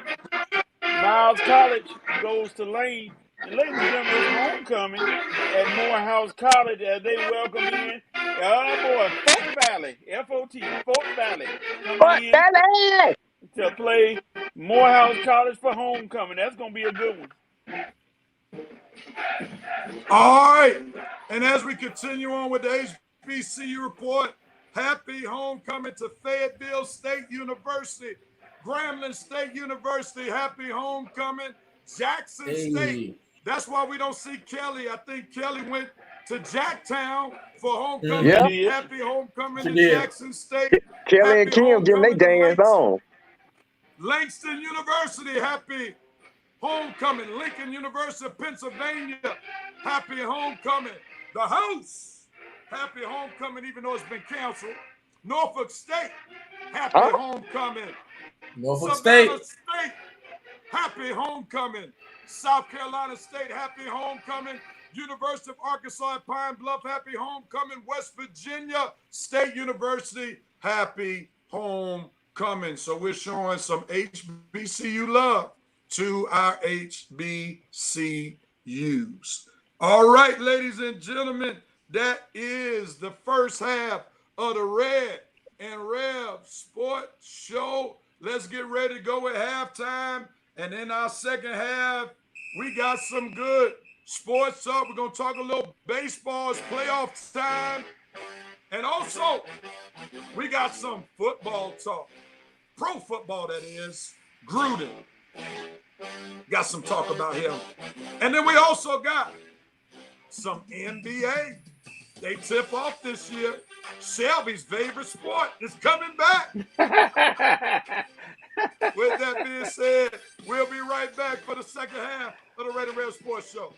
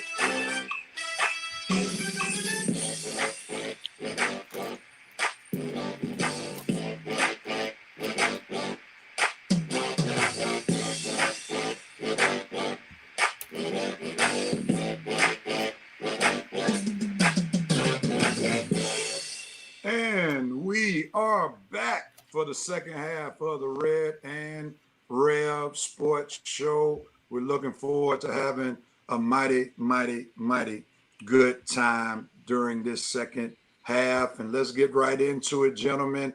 We know that the MLB playoffs is going on. The divisional series are about to start in the NL, and they have started in the AL. So let's get ready to talk some MLB baseball. And we know that we got two guys in particular that love baseball.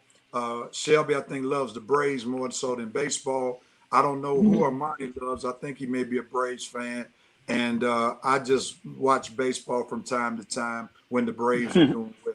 With that being said, we're going to turn it over to Red and Coach real quickly, unless Shelby and Armani have something to go on when we talk about these sports. Let's start with the ALCS, for we know that series started on yesterday. The Astros win game 1 in Houston, and they play game 2 on tonight. Give us some commentary on what already is taking place in that series and what do you think will take place for the rest of the series. That means give us your prediction as well. Who wants at it first? Ready, Coach? I like the Astros. I like Dusty Baker.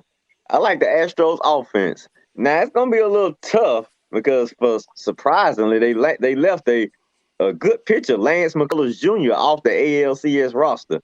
Now that might be a little challenging because Boston definitely has some good pitchers.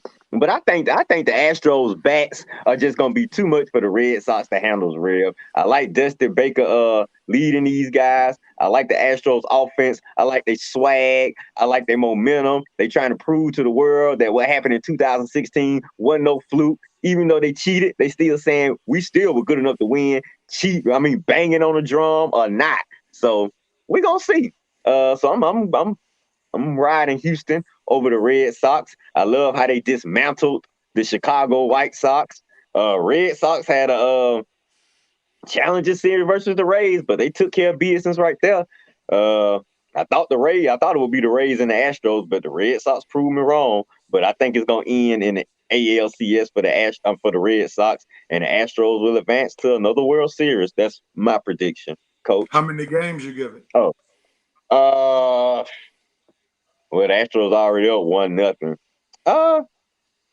They might end this in Boston. I say Astros 4-1. In 5. Okay. All right, Yeah. Coach, give us your commentary of this series. On the series. Astros have hitting on their side. For whatever reason, they seem to come back and hit the ball real well. So I'm not an Astros fan, and I'm not a Red Sox fan either. So whoever win this one, I care less. But I'm look like it's going to be the Astros in 6. That's what I'm going with. The Astros in 6, according to Coach, and the Astros in 5, according to Red. Shelby or Monty, do you have a dog in this baseball race? I don't care. I think it's going to be the Astros because I think they're still cheating. Once a cheater, always a cheater. Oh, my goodness. Armani, you have any comment? Nah, no comment. All right. He's calm by it. Let's move forward. I think everybody wants to chime in on this one. We got the Braves, if we can get it up. The Braves versus the Dodgers, real quickly. All right. Shelby, you talked about the Braves earlier. What are your major concerns that will cause your blood pressure to go up in this series? We are very streaky when it comes to hitting. We're not consistent. But on the other hand, I do like the fact that it's not always Freddie Freeman who's winning the game, or always Jock Peterson or somebody else. We don't have Jorge Soler. He has the positive COVID test. He's our leadoff hitter. We don't know if he's coming back. Based on today, he will not be there tonight. We don't know what's going to happen next week. So that concerns me. However, Charlie Morton, Max Fried. That's all I got to say. I mean, they are – and Ian Anderson, who is a rookie. They are light this year. So I'm excited to see them.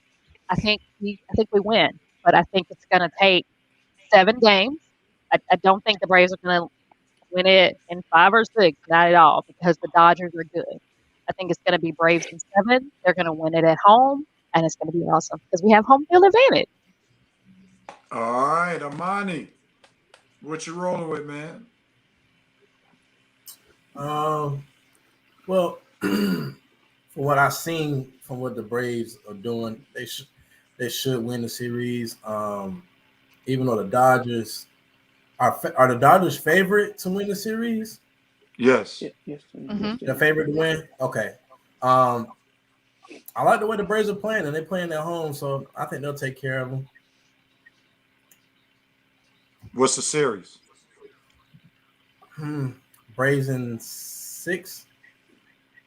All right, you didn't say that with much conviction, so we'll move. I don't blame you. I don't blame you, Armani. I'm just, you know how the Braves. Yeah. Anyway, go ahead, Red. All right, Coach, we're gonna go to you, baseball Stradamus. Who you got in this series, man? It all hinges on tonight. You got the battle of the Maxes tonight. Max Scherzer against Max Fried. If the Braves can win this game tonight, I'm gonna go ahead and say Braves in 6, because the Dodgers have been they've been living on some timely hitting, but so are the Braves. They've been living on timely hitting, and Soler being out is gonna hurt. But you don't know. I don't know if he's gonna be able to be back or not. But still, I just think that you look at this Braves team. They playing with nothing to lose. They came out of nowhere when nobody thought they would make the playoffs because Acuna got hurt, and now they're in the playoffs in the championship series. So I hope they play loose and enjoy themselves, and I think they can beat the Dodgers this year in 6. All right, Red. I know you had some strong comments that you made on your personal Facebook page. We know that sometimes you can shift. So have you shifted to rooted for your home team, or you think the Dodgers are going to take the Braves out? Well, do you remember a few weeks ago, Real, when you asked me, Red, do you think the Braves are a contender? And I answered you, I said, we playing Milwaukee? Yeah. If we playing the Giants? Yeah. And I said, we playing anybody else? I am worried and shaking in my boots. And guess what? Ain't nothing changed. What, do you know how mad I was when the Giants lost the other night? Do you know how mad I was mad for the Giants? Not only for the Giants, I was mad for myself and my team. Like, God, here we go again. We got to play the doggone Dodgers. First of all, St. Louis let me down in the wild card game. Then that doggone umpire let me down with that bull crap, bad call with the check swing. So here we go again. 2 years in a row, Braves and the Dodgers. Oh, boy. Now, of course, I'm going for my Braves to win the series. But how much confidence do I have about as much confidence as Armani had in his answer, man? Look, I love my Braves. Max Fried, Ian Anderson, Charlie Morton. Them guys are going to have to show up, and I mean really show up. And I mean, if we get any inkling from them guys that they don't have it, we in trouble, okay? Our backs cannot go silent. They can't go silent over stretches of game. The Braves are going to have to perform, and they are going to have to perform better than they did last year when they took a 3-1 lead over the Dodgers. The Dodgers are just that team. This is their time, and the Braves are going to have to really take it and put it to them for us to get over this series. Coach said if the Braves win tonight, they're pretty much, man, if the Braves win, we need to win tonight and tomorrow. We don't need to lose a home game. We don't need to split with the Dodgers in these home games, okay? Enough of this mediocre crap. If we really want to win, we're going to win game 1 and game 2 tomorrow. Anything other than that, and you better believe the Dodgers are going to have the edge on us. I definitely believe that the Dodgers can split with us and go back home and sweep every one of those games. And if you don't believe it, then you really fooling yourself, okay? But I'm taking my Braves to win in 6 games. In 6 games. I don't want it going to game 7. No, stay away from that.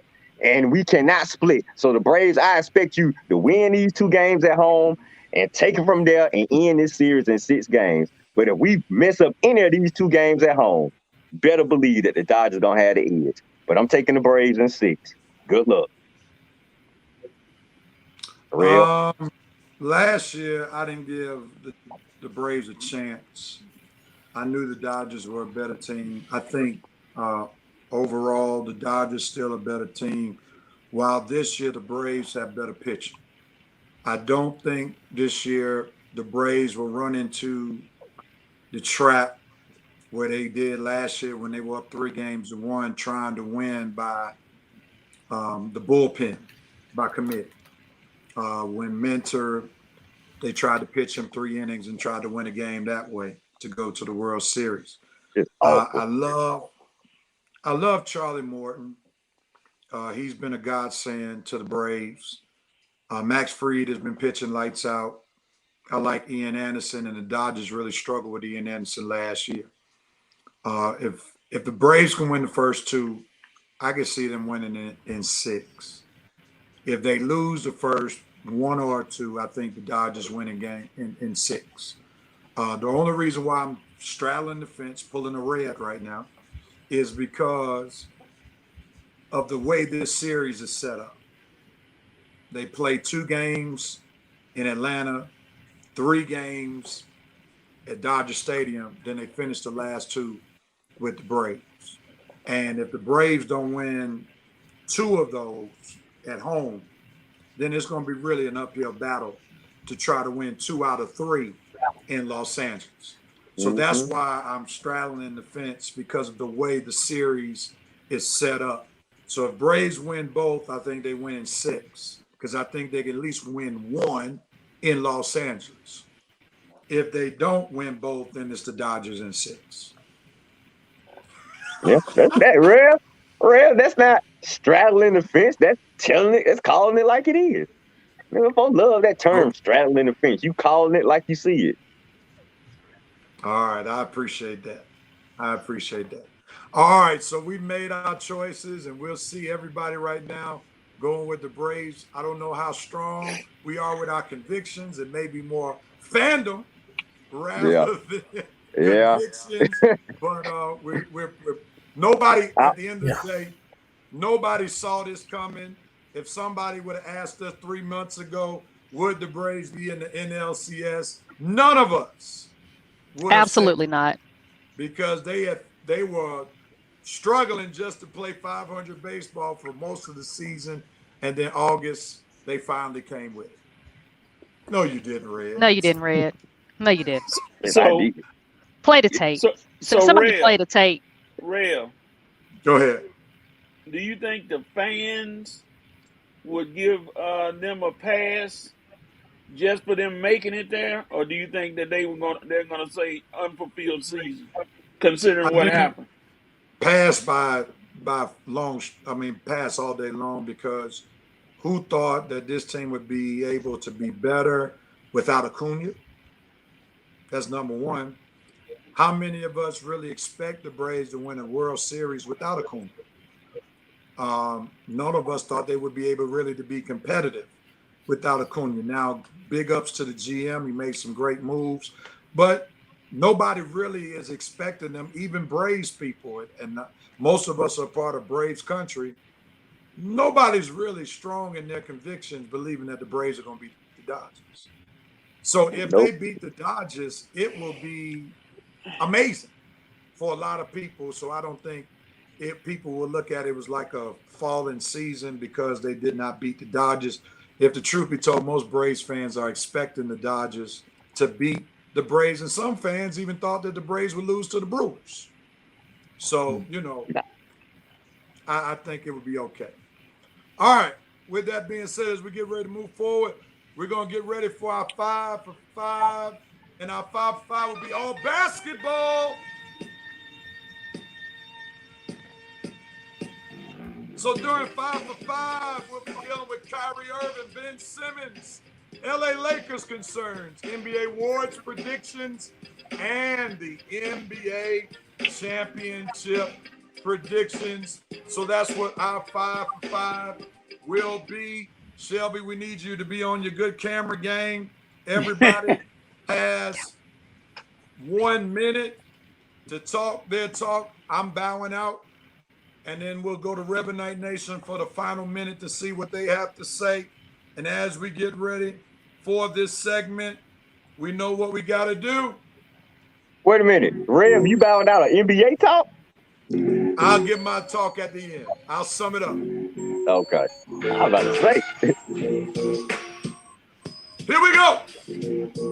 And Shelby, on this, we're gonna move. Once I call the name, go right to that person. We all solo Gotcha. shot in here. If you could put the solo shot on Coach first. The clock is running, and here we go, Coach. Nets give Kyrie a paid vacation. What you got? I think it's appropriate because Kyrie is one of the most talented idiots in the NBA. That's all I can say about him. You know, you trying to go against something that could possibly save your life, and you don't want to take it. And then you willing to risk giving up money. If I were the Nets, and I know it's been said, but I'm gonna say it and I'm gonna chime in too. Trade him, get rid of him. Wow. End of story. All right, Red, what you got? Nets give Kyrie a paid vacation on you, Red. Put that camera on me. We talk about that fool Kyrie, who is a complete moron. Like I said on my page this week, he's a moron and he get even dumber by the day. I don't know who these Kyrie fans are thinking. Look, all these folks trying to take up for Kyrie, all y'all morons too, okay? This dude is not worth defending, okay? Like Coach said, trade this sucker. Why haven't you traded him by now? I trade him. I would have been traded him away. Ain't nobody listening to no clown talking about he not getting the vaccine for all these different bull crap reasons. Dude, why is anybody listening to a guy who think the earth is shaped like a rectangle, okay? I'm sick of Kyrie. I'm sick of his ordeal. The Nets, you a fool for keeping this guy around. Durant, you a fool for being friends with this guy. Get rid of him. I'm tired of him. He's a moron. Period. Armani, what you got about Kyrie getting a paid vacation? I mean, when you mention Kyrie, you talk about a guy who thinks the earth is flat. You talk about a guy that compares himself to Kobe Bryant. You can tell that he's not the most intellectual or smartest guy that you know. And to not take the vaccine to help, if you catch the virus, fight against it. And then not only fight against it, but to protect you from possibly getting it. And it's not all about you, Kyrie. You are the most selfish player I've probably ever seen. Wow. You are very selfish. Break it down, Armani. Like, come on, Shelby. man. You gotta do better than that. Shelby, what you got on Kyrie's paid vacation? First of all, it shouldn't be a paid vacation. He should be fined for every day that he misses. Take his money, take his check. People are losing their jobs because they are not taking the vaccine. He should lose his as well. Once you cut somebody's money, then maybe he'll have some sense, which probably won't happen because, again, he thinks the earth is flat, which the globe is not flat. But anyway, no, don't give him a paid vacation. Take his money. Hit him in the pocketbook like everybody else. Wow. Okay. Good take. Well, great take, Shelby. Some of you all suggested that he should be traded. Well, the problem with the trade, there's no trade market for him. Yeah. Who wants You cut to him. trade for somebody who's not dependable? Who wants to trade for somebody who may even threaten to retire if you trade for him? So that's one of the things that we have to take in consideration. Kyrie was not hugged enough as a child. So sad. All right. Get your money, black man. I'm not understanding that. Whatever. What's up, Somebody Joe Black on YouTube? Joe Black is here. Jerome Case is a moron too. Kyrie attended Duke. He's not an NG. I bet even they're distancing themselves from his flat earthling fool. All right, next one. Put Kyrie in a cab to JFK with the one-way plane ticket. Maurice exactly Shelby hit him in the pockets. And Alexis Hill says Kyrie says he's making a stand for the voiceless. That's what that man said. Yep, he's a voice for the voiceless. He's made more than enough to retire. Please. Ain't nobody sitting back waiting on Kyrie Irving to defend him. Shut that stupid stuff up. Nobody is waiting on Kyrie Irving to defend him. If you waiting on Kyrie Irving to defend you, you will lose already, okay? So save it. He ain't defending nobody. He just coming up with weird excuses. The reason he ain't taking that vaccine. He ain't defending nobody. He ain't stepping up for nobody. He ain't having a voice for nobody. Nobody is listening to a clown that think the earth is flat. So save it. On the Probably Ben use the music next Simmons, time. Red got him some extra time in there. I got you. You know. Let's go to Ben Simmons, Amani's favorite topic right here. But we won't start with Amani. We'll let Red rant one more time. Let's go to Red. Since we're going in order. Red, Ben Simmons returns to Philly. What you got? Man, I'm supposed to cool down after that rant I just had. Okay. It's gonna be interesting. I tell you that. It's gonna be really interesting after all the words have been expressed from Doc Rivers and Joel Embiid, after all the trade needs, I'll never come back, I'll never play again, I don't want to be part of that organization. And at the end of the day, like we all agree, money talks and all that BS walks. You see Ben Simmons eventually showed up. Dude, I thought he could handle it. I thought all his bills were paid up. Obviously not, because he need that money. Okay? So money talks, BS walks. Amani, your favorite topic. Are you coming back with a jump shot? Available to be traded for Ben Simmons. Are you coming back with a jump shot? If not, you can keep your behind right on at the house because we don't need you. We don't need you. Yeah, you do. If Joel Embiid has to break his back every time he has to play a basketball game to keep them in the game, we don't need you, Ben. We don't need you. So if you're going to come back, at least try and pull up from the 2. You know, don't try to pull up from the 3 because you know how that go. You know what I mean? So, hey. He gonna be have something to bring to the table, man. Have something to bring to the table. He's gonna be in the starting lineup, our buddy. He gonna be starting to the table, Armani. Yeah, that's right. That man said, I'm bringing my defense to the table. His lockdown defense. It ain't helping us win a championship. You got it. Anyway, his defense that didn't help him against the Hawks. Sorry, defense. Anyway, whatever. Ben Simmons, man up, dude. You're a grown man. I don't know if you need to go practice at a local high school, maybe do some pickup games at a local park. I don't know what you need to do, or sit on somebody's sofa. But you need to man up. This is your job. If I don't do my job, I don't get my check. Do your job. That's what you were hired for. You were hired to shoot a ball. Really? All right. All right, Shelby has spoken, coach. Okay, I told you all last week and been telling you all he was coming back. I said this very clearly. Ben Simmons as somebody has gotten in his head and told him, you are better off with Philly. Can he mend the fence that he broke? Maybe. But watch. Ben Simmons is going to be a different guy this year. I'm putting that out there right now. Just like Rev said, book it. Watch what Ben Simmons does this year to get back at Philly. Sounds like coach has already given us his MVP prediction for 2021.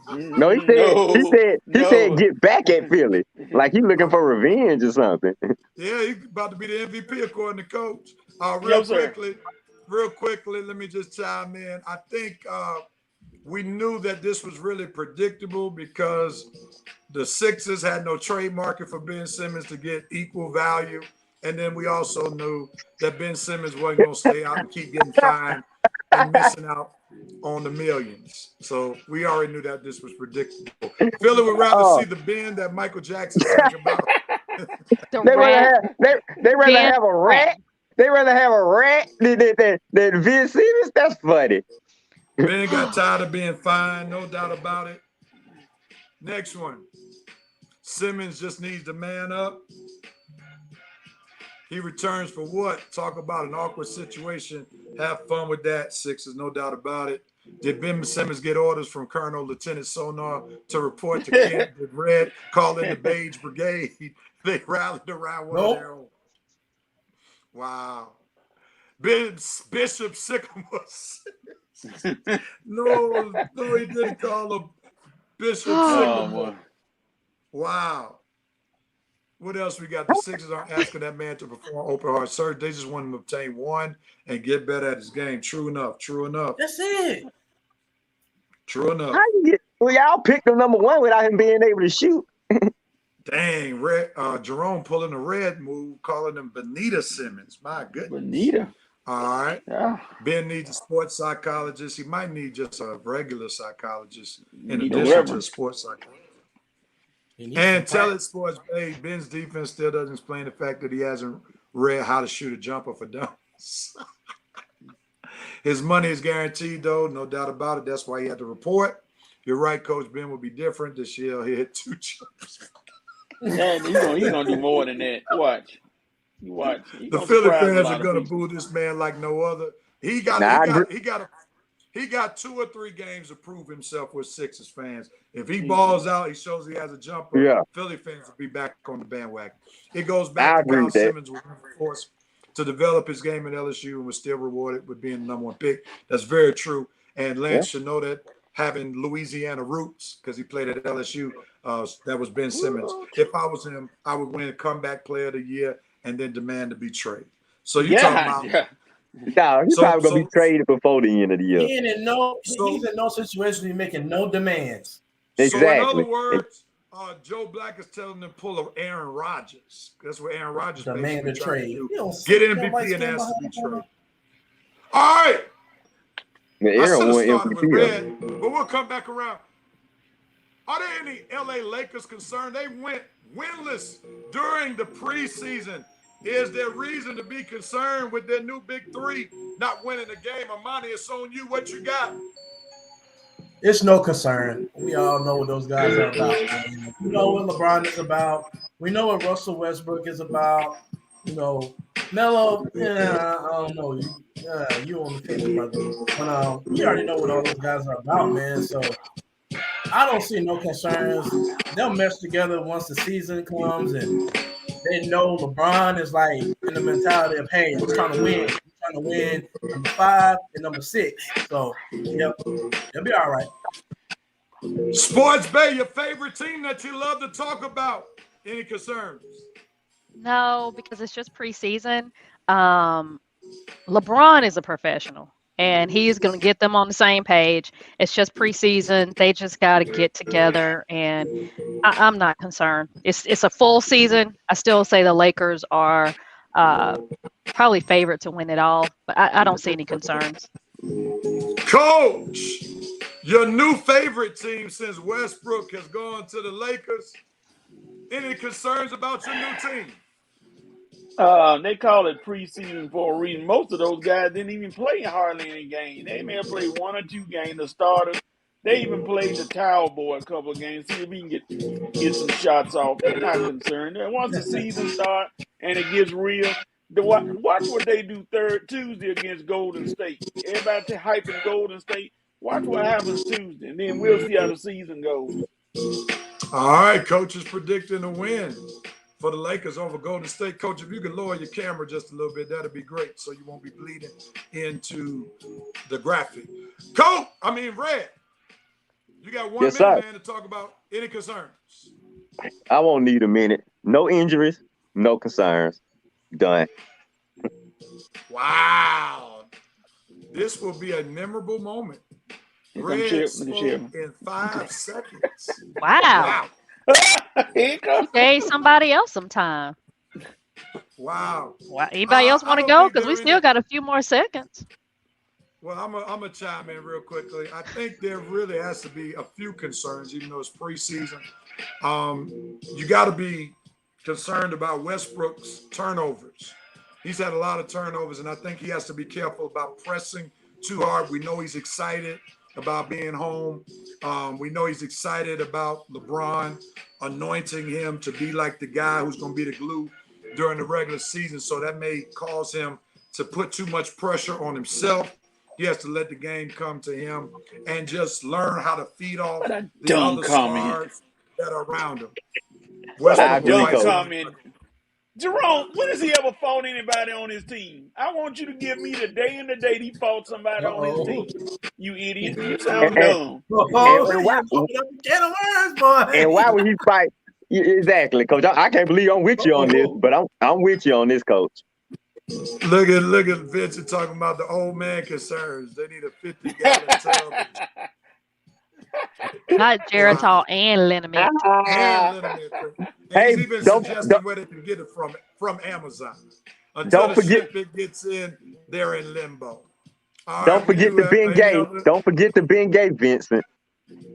All right, let's move on to the next topic. Sports Bay, it's on you. Give us your NBA awards predictions, your MVP, your Rookie of the Year, and maybe your Coach of the Year. What you got? My MVP, Trae Young. I mean, why not? Listen, this is my turn. Thank you. Trae Young. My Rookie of the Year, I can't remember his name, but I think he went like number 1 or number 2. He's part of the beige team. That's Which all I team? got. I can't remember. No, Because he you was either beige. Cade Cunningham for Yes, that's Detroit him. Pistons. Cade Cunningham. I think he's going to be the MVP. I like him. He looks good. He looks like he's ready for the NBA. Coach of the Year, I think it's going to be Bud. I think it's going to be Coach Bud From Milwaukee? from Milwaukee. He just won a championship. I understand, but he's a coach. Hey, this is my turn. These are my predictions. All right, she has spoken. All right, your time is up. Good grief. Coach, who you got? Let's see.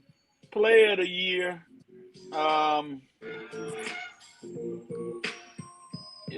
That's gonna be tough. I'm gonna Coach, go you with got Kevin Durant. Kevin Durant is gonna be the Player of the Year. Coach of the Year, probably gonna be Nate McMillan. I give him the Coach of the Year because I think he can make them even better with the Hawks getting everybody back. He can make them even better. Rookie of the Year, the young fella, and I can't believe I'm gonna get a name from Gonzaga. Suggs. Suggs is Xavier gonna be the Suggs. Rookie of the Year because he really showed out early on in the preseason, some of those games. And is there any other award? That's it. We got 3. That's it. Okay. All right, Red, jump in there. Your MVP, Coach of the Year, and Rookie of the Year. Okay. I hate to come off like a homer on all my picks, but unfortunately, I gotta agree with Shelby for my MVP. Definitely Trae Young, because I expect my Hawks to have a big year, and I expect him to be leading the way.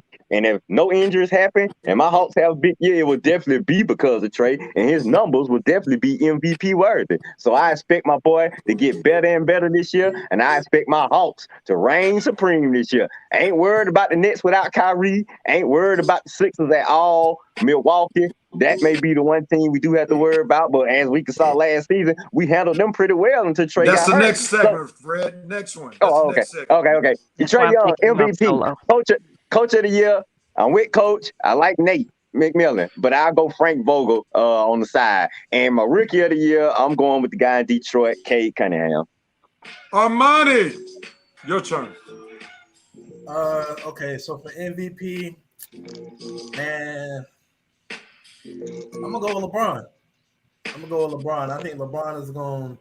I think he has one more MVP left in him. Coach of the Year, I'm gonna go with Nick McMillan. Rookie of the Year, I'm not gonna go with the Cunningham guy. I'm gonna go with the Cavaliers, Evan Mobley.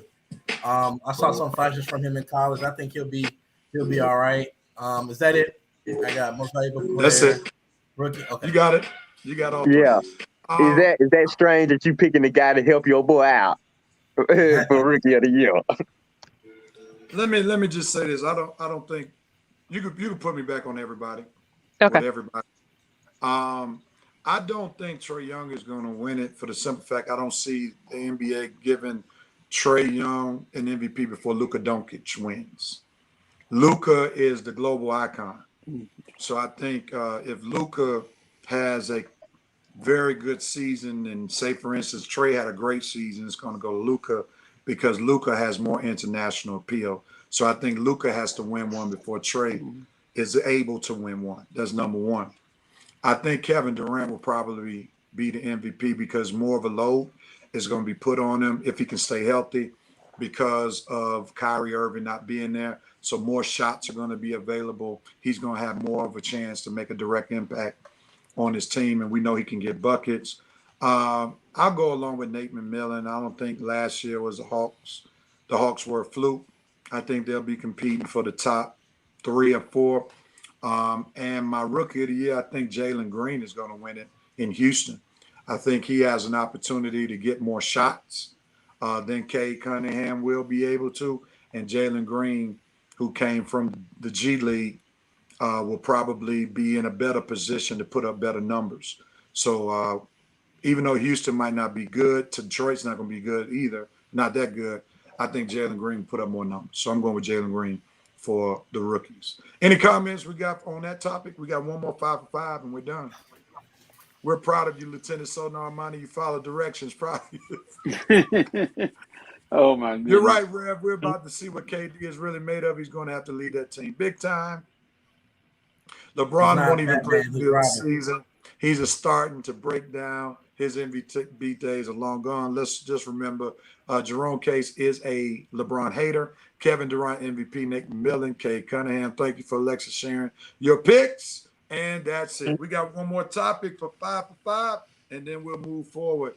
NBA championship predictions. Just stick to who's going to win the East. The West. Listen, Redrick.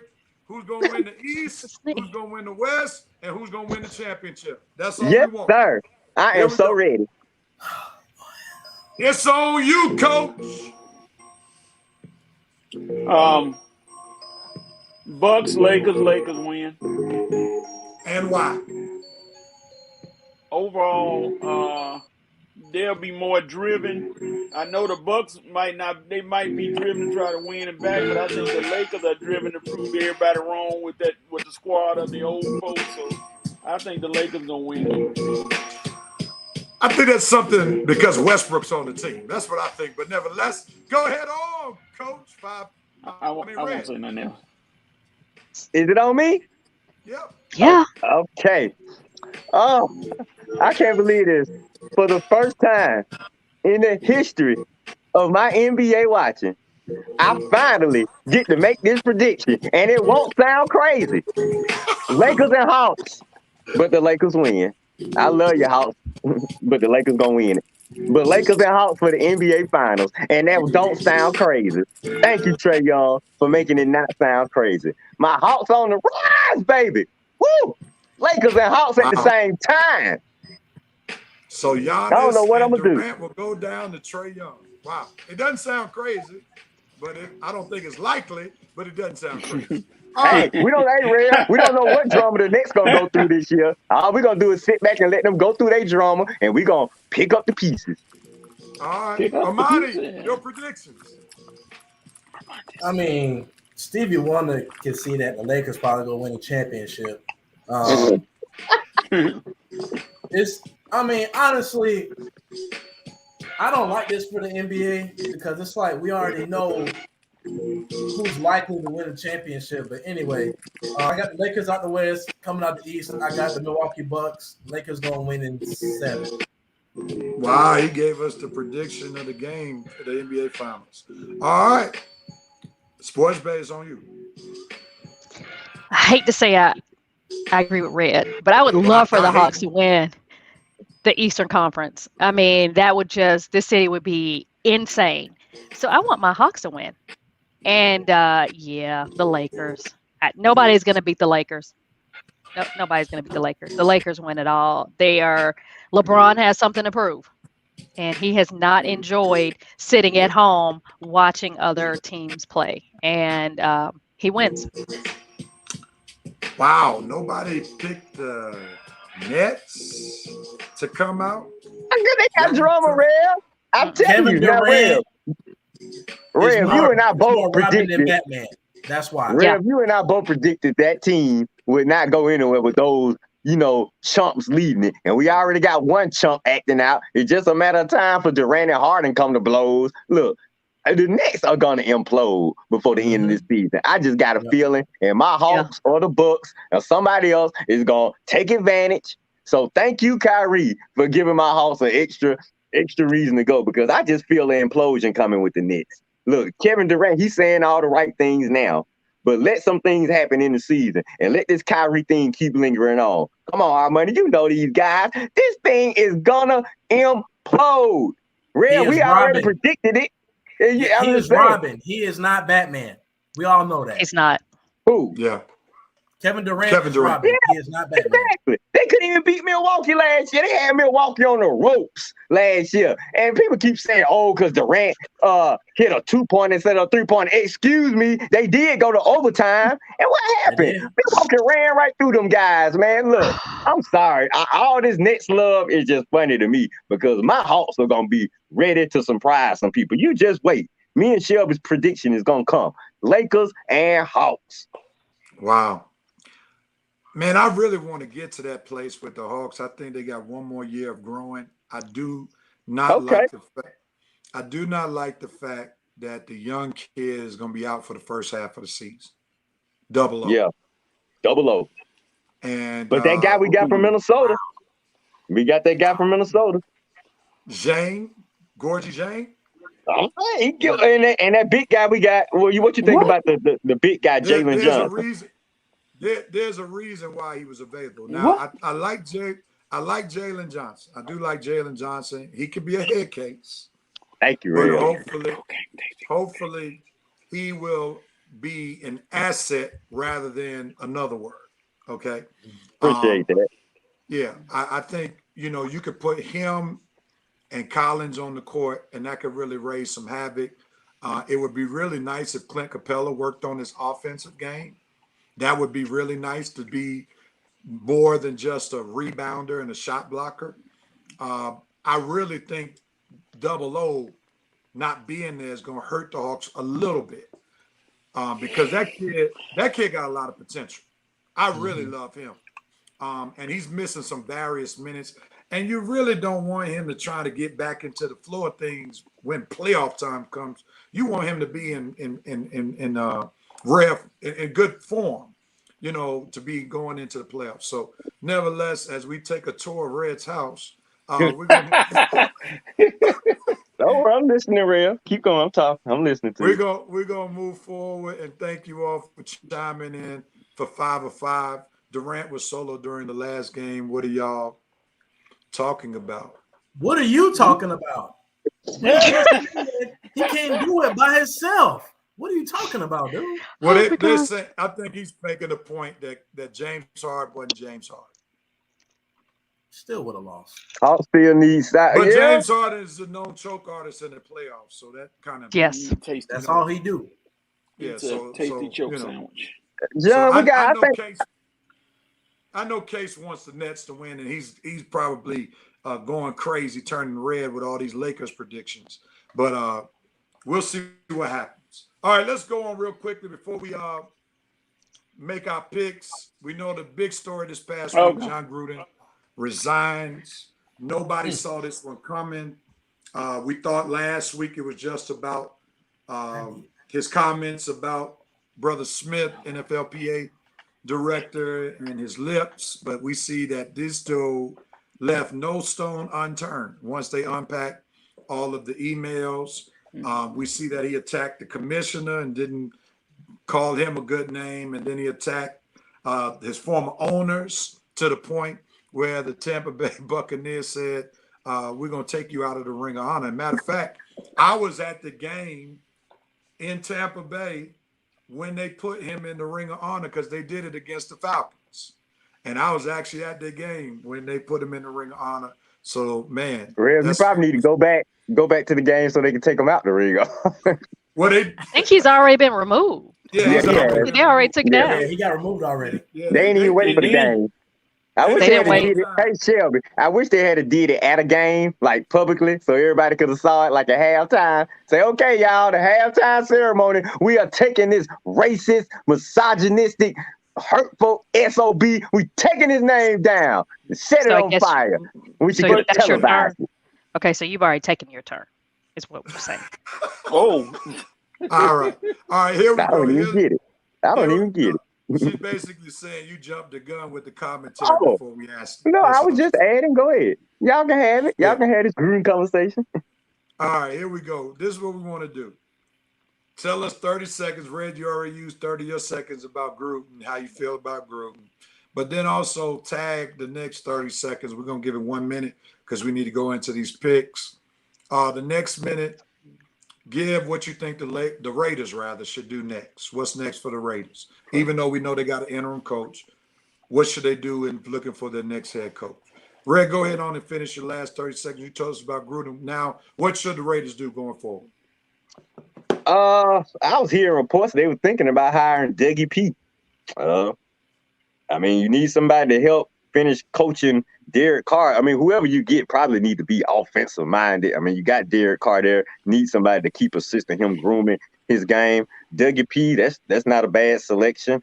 No, I was gonna say knowing Al Davis will probably hire a minority guy, but his son is not a chip off the old block. So who knows what old Mark thinking? But I would like to see him hire an African American coach, to replace Gruden. That would be nice. But if not, Dougie P would be fine. All right, Dougie P, former coach of the Philadelphia Eagles, Super Bowl champion. Armani, go with it. What do you think about John Gruden resigning? And then tell us about what the Raiders should do next. So he made the right choice. Or, I mean, they say he resigned, but people know how to read between the lines. He probably got fired, but I called it. I called it. I said that he wasn't going to be there. He would not be there much longer. You deserve everything that you're getting, Gruden. As a coach, I used to have respect for you, but now I have no respect for you. I mean, you can't just make comments like that and expect nothing to happen. So that's what you get. You deserve everything that's coming to you. Raiders, what you guys need to do, you got a few options. Doug Peterson, Brian Daboll, or Eric Bieniemy. You got choices that you can go get a head coach. Stay away, Bieniemy. You don't want to coach Derek Carr. Let him go coach a younger quarterback. That you want to, what you want to do, you got your choices. So just make the right choice for your team. But it's a lot that's going on with you guys, and hopefully I'll be able to come out of this. But John Gruden, bye, man. You deserve it. Let me just say about Eric, you got to remember now, Las Vegas is a flashy city. Eric Bieniemy is not flashy. And I think that's why John Gruden was the type of guy that was good for the move to Las Vegas, because he had like that Hollywood Vegas flair. And I think that's what Davis is going to try to find, somebody who fits the image of the city that they're in. I think if they were still in Oakland, Bieniemy might be a more viable option. Sports Bay, go ahead on. What should your thoughts about John Gruden, and what should the Raiders do?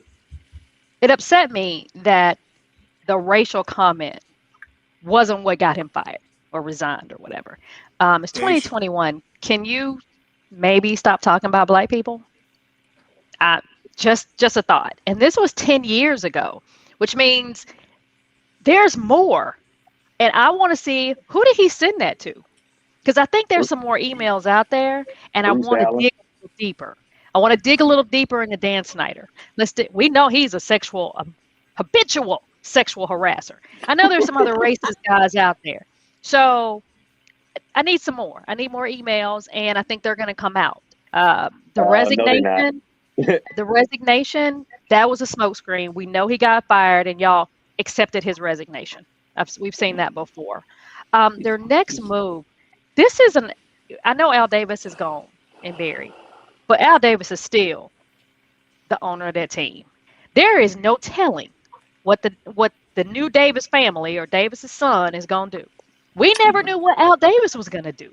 He was a character, and he did whatever he wanted, and he never did what everybody thought he was going to do. So there's really no telling which way they go. I think it would, if they brought in a black head coach, it would be more symbolic. Just, oh no, we're not racist. So, we got a black head coach. It's kind of like when people say, oh, I got black friends, I'm not racist. So I think that if they bring in a black coach, I don't really know about that. But you never know with the Davis family. They're crazy. All right, Shelby took a page out of Red's page. Went over her time. I do apologize. I just wanted to be fair because you always be getting on red about that. So and I do apologize for going over my time, y'all. You don't have to apologize. You were passionate about what you were saying, so that's why I didn't interrupt you. Coach, John Gruden resigns. What's next for the Lakers? I mean, for the Raiders. What's the worst thing that happened to John Gruden out of all this? They took him off of Madden. They said he will no longer be on Madden. So the 22 version, he's gone. They snatched him out. Now, I'm going to tell you who's going to be the next head coach, and it's somebody nobody's thinking about. Kellen Moore for Dallas Cowboys. You want an offensive mind? Somebody the Cowboys averaging 34 points a game. And he's an offensive mind being a former quarterback. So if you want some offensive mind to come in there and help Derek Carr, why not? Look at all that talent he got on Dallas too. Now, you got talent in Oakland too now. Yeah. Now, Coach, that would be something because that would make him the youngest head coach in the league if they did that. He's just a baby. So 30. He might be 20. Yeah, he's young. So let me ask you this. Let me ask you this, Coach. Is it more Keelan Moore on why the Cowboys are doing well, or is it Mike McCarthy? Because Moore was calling plays before McCarthy became the coach. Oh, no way, Rev. It ain't nowhere near Mike McCarthy now. Oh, no. McCarthy is not really – I don't see him as being a big offensive mind. I think, like I said, I look at Moore as doing more with the offense than McCarthy, in my opinion. Yeah. Okay. Yeah. Mike McCarthy, I think Mike McCarthy, he just on borrowed time to Jerry fire him, man. Really, he offers nothing to that team. That's Kellen Moore, and honestly, Ray, I can't believe I'm saying this. The Cowboys are succeeding because of Kellen Moore and Dan Quinn. Point blank. And talent. Yeah, and the talent. Yeah, you're right. The talent and those two offensive and defensive minds. Amari Cooper, you got a two-headed monster in the backfield. I mean, exactly. You got all that talent there. You should be winning. Mike McCarthy ain't got nothing to do with the Dallas Cowboys success, and that's real talk. So if I'm hearing Armani right, Armani, you are attributing the Cowboys' success more so to their talent than their coaching. Yep. Okay. That's fair. Because this is probably the most talented offensive team that we've seen for the Cowboys, and arguably, I would say maybe outside of the Buccaneers, they are probably the most talented offensive team in the league. Yep, they are. Yeah. All right.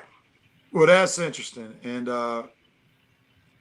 hopefully Red will join us in just a moment. Because I don't know what he's doing. But let's get ready to move into our predictions as we start putting a bow on the show. We got our John Gruden talk in. We'll go and look at where we are with our standings as we look at these NFL predictions for this week. Here we go. This is what we did last week. Let me take that down. Red 6-2. Oh Lord. What's up, baby? Oh Lord. Red 6-2. He only lost 2. Rev 500, 4-4. Doggone Jets failed me. Yeah, sorry. Oh, I should have picked the Falcons out in the league. Coach 5-3. Shelby 5-3. Armani 5-3. So Red had a great pick week. He is not the butt of jokes this week. Let's see what that did for him and all of us in the standings. Red is still holding up the rear, 39-32. Not for long. 55% win percentage. Red 42-29. Coach has got a 5-game lead along with Armani. They're tied. And Shelby's 2 games off the pace. All right. It's time for Rev to make a move. Goodness gracious. Lord have mercy. This is unlike me. Maybe I'm trying to let the new folk on the show get some shine before I put the gas. Well, All right, everybody so except for me, Joseph.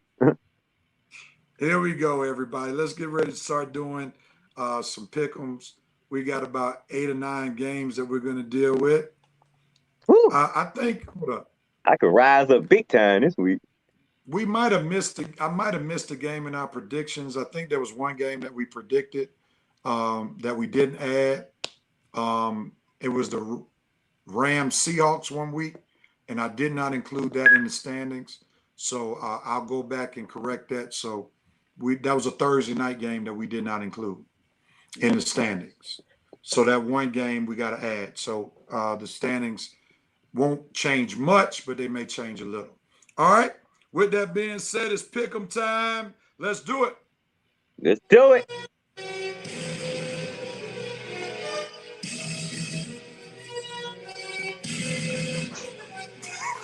Thank you. Thank you. Thank you, Joe Black. You not He believe ain't in leading. COVID What? championships either. What? I love it, Joe Black. A man after my own heart. All right, let's go into it. Here we go. First game, Packers versus Bears. Armani, we're going to start with you, man. Who you got, man? They in Green Bay? No, No, they're in Chicago. Packers. don't be. Thank you. He's going with the Packers. Any reason why? They still, their running back went out. They're relying heavy on the run game. Montgomery is out. Also, Damian Williams is also out. So they're gonna have to rely on the third string running back to try and keep it going. I don't think that's gonna be it.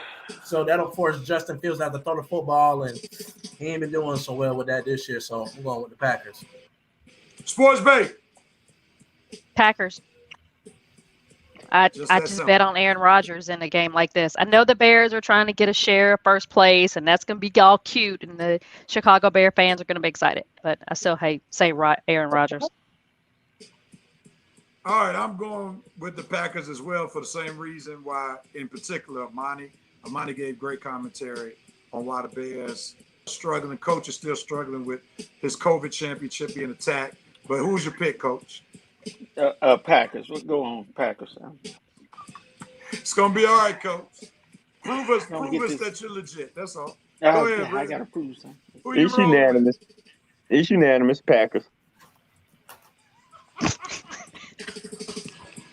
You going with the Packers, Red? Yeah, Packers. It's unanimous. Packers.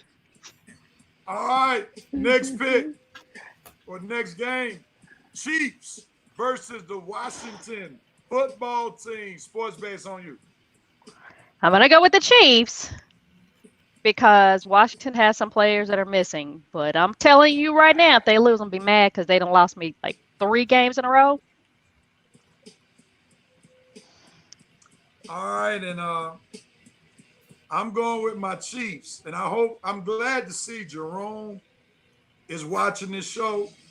You see, I don't blame the Chiefs defense because I expect their defense to be garbage. So you don't see me talking about the defense, yada, yada, yada, unlike Falcons fans. Because when you pay your quarterback a certain amount of money, the defense is going to suffer. Watch the Buffalo Bills defense start suffering once Josh Allen starts making the money that he will be making on his new contract. Just watch, wait and see. But nevertheless, I'm going with the Chiefs. Coach, who you got? Going with the Chiefs. Unanimous. Red? What's up?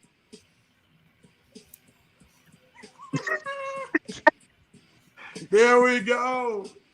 I love it. Man. I love it. And obviously, you've been going with the Falcons a long time, so they've remained cursed. The curse is perpetual. Get him, Real. Get Perpetual him. for 4 years. You got the Chiefs, Red. All right. Nah, I got the Washington football team. What? You heard me. Don't wet me. Nobody got no faith in the Chiefs because you got faith in the Chiefs. Coach, you're already paying for Longhorns. Don't worry about it. Exactly. Yeah. Wait. Who paying for Longhorns, buddy? You better shut your little out of town sucker up. I ain't paying for nothing. I promise you that. The Washington football team, nobody love the Chiefs like y'all love the Chiefs. This is a pick against me. I just know this is all that is. That's all that is. No, Washington got a good chance to win. This one, Chief defense is garbage. Taylor Heineke can make plays. Now, when they lose, don't be coming up and saying, don't worry. I'll be gloating all week long when they lose. Armani, tell us why the Chiefs are going to win. Because Patrick Mahomes been playing like trash. Exactly. He's going to keep playing like trash. No, hear me out. He's gonna come back. He's gonna have a comeback game. They're already 2-3. Washington already favored to win the AFC. Yeah. They have to show up, and they gonna show up. Ain't no excuse. You got Tyreek Hill, Travis Kelce. There ain't no excuse. Didn't they play last week? Is this a new week or not? Who lead the NFL in interceptions? Is this a new week or not? It's a new week. It's a new week. Okay. Who leads the league in interceptions? I like my steak cooked medium rare. I'm gonna get you you're gonna be rare, money. Extra rare. I'm gonna feed you what Hannibal Lecter eat in that jail. Extra rare. Might as well bite the whole cow, huh? Might as well bite the whole cow. All right, next game. Here we go. Vikings versus Panthers. It's on me. Man, this is a tough one for me. Oh my God, really real. Yeah, man. I don't like Cousins. I don't trust Cousins. I don't like that, so I'm gonna go with the Panthers at home. So I'm going with Dante's team to uphold home field advantage. So give me the Panthers. Who you got, Coach? I'm gonna go with the Panthers because I don't think Dalvin Cook is playing. I don't know if he's back out on the field, so I'll go with the Panthers. Red. I'm taking the Vikings. Only person who threw more interceptions than Pat Mahomes in the last few weeks is Sam Darnold. Got two turnover machines going around, and I don't trust them. I'm taking the Vikings.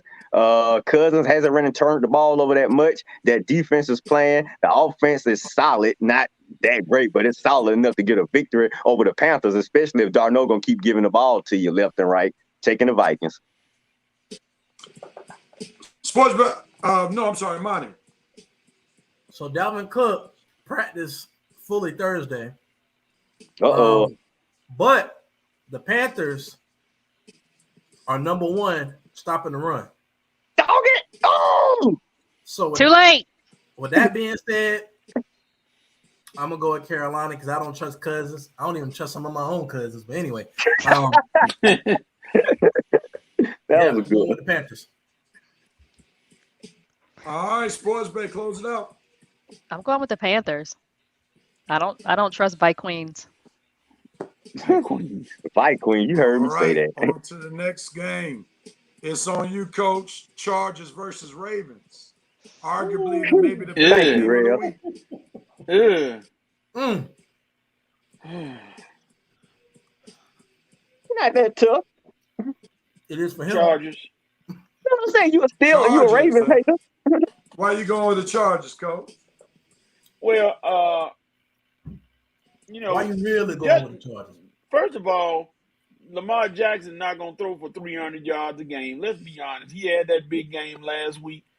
I don't think the Chargers defense is going to allow him to gut them like he did last week. I just think the Chargers are going to pull it out. It's going to be by the skin of their teeth, but the Chargers are going to pull it out.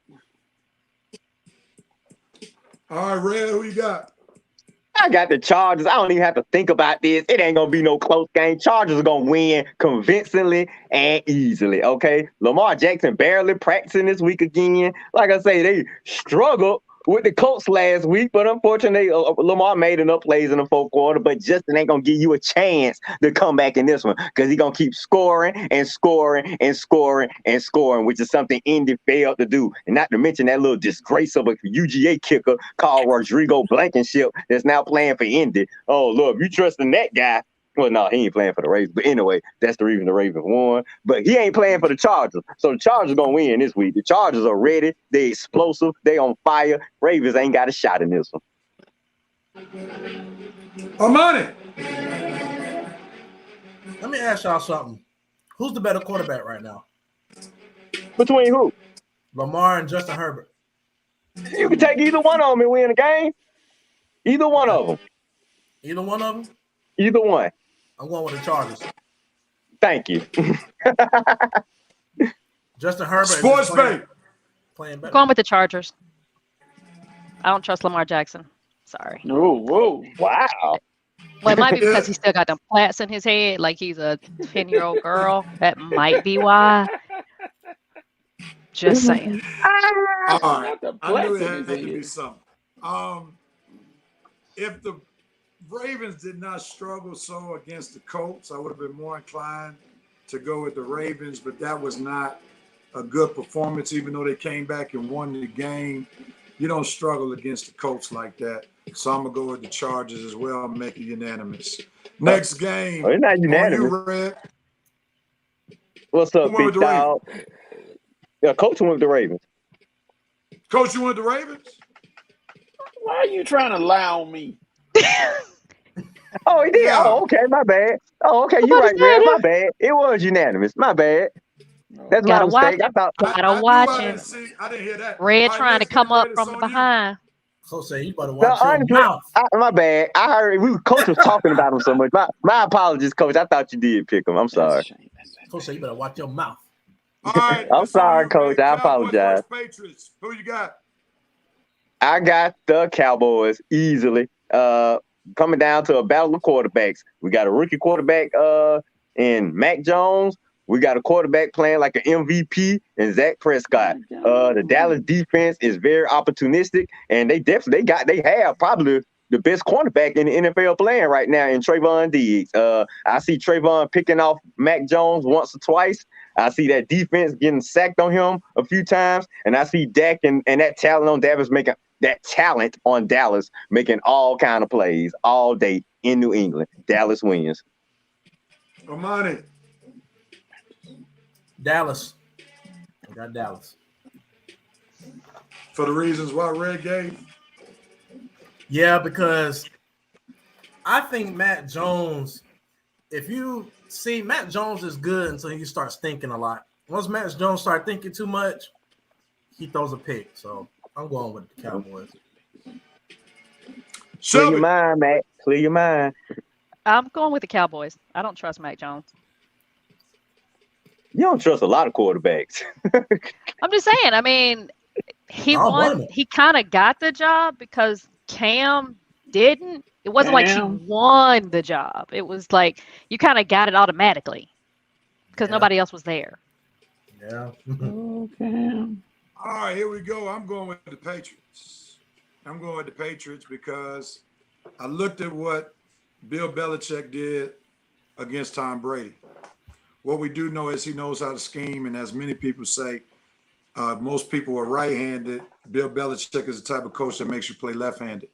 I think he's going to pull some tricks to make it difficult for Dak Prescott. I think Mac Jones will do just enough to win a home game for the New England Patriots, and we always know that the Cowboys are bound to have some type of letdown, and I think this might be the letdown week, so I'm going to go with the Patriots. Oh. Okay. Coach. Okay. Patriots. Wow. I thought I was going to be on the island by myself. No, I don't. Dallas, like you said, they playing in New England with this weather about to get cold, and Dallas playing a nice air conditioned dome. That may have a factor with it. And Dallas, they average over 400 yards a game, but they give up over 400 yards a game. So hey, I don't know if that secondary and that defense can hold up. New England gonna win. They also get turnovers, Coach. They do, but that's not gonna be enough. Yeah, I'm sure Mac Jones is going to get clear instructions not to try to test Stephon Diggs. And I mean, never know how the game play out, real. So we may not even see him. Because Diggs come out of nowhere sometime. All right, Armani, Raiders versus Broncos. Who you got? Ooh, Broncos. Broncos got the better defense. I just think the Raiders they're not there right now. They're going through too much right now. So I think they're gonna lose a couple games. So with that being said, I think the Broncos gonna get them. Broncos at home too. Yeah, so Broncos. All right, Sports Bay. I'm gonna have to go with the Broncos too. I just don't know if their head is in it. I mean, a lot of stuff happened in a whole week. Yeah. I just don't know if they have it. I think it'll be close, but I don't know if they got it. So you got the Broncos? Yes, I got. Sorry, Broncos. I'm gonna go with the Their Broncos defense as is well legit at too. home. I think it's going to take a little bit of time for the Raiders to bounce back. I'm not sure how much they feel confident about John Gruden's disciple being the head coach now, or the interim head coach. So there may be some more backlash, because if they believe that he's of the same mindset as John Gruden, they may not respond to him. So I'm going to go with the Broncos. Coach, who you got? Broncos. Yeah, Raiders, and like you just said, they in a state of flux right now. They don't know what's going on. And now that interim coach tag, no, it's gonna be the Broncos. Red. Yes, sir. Who you got? Okay, I think you guys got it twisted. The Raiders were in a state of flux last week when they lost to Chicago. They got rid of the problem. Now they're going to be ready to play. Derek Carr, this man still got something to play for. That team got something to play for. This is a division game. They are 3-2, and they know their season is still alive. They got rid of the problem in Chucky. Now they finna really step up and play. Who quarterback in the Broncos? Locke, Drew Lock, Teddy, either one of them. I'm taking Derek Carr. Raiders, baby. Raiders. Now, I should have got. I picked them last week when I should have. This week I'm picking them. I should have known Gruden was gonna mess them up last week. He ain't there to mess them up this week. He wasn't the problem schematically.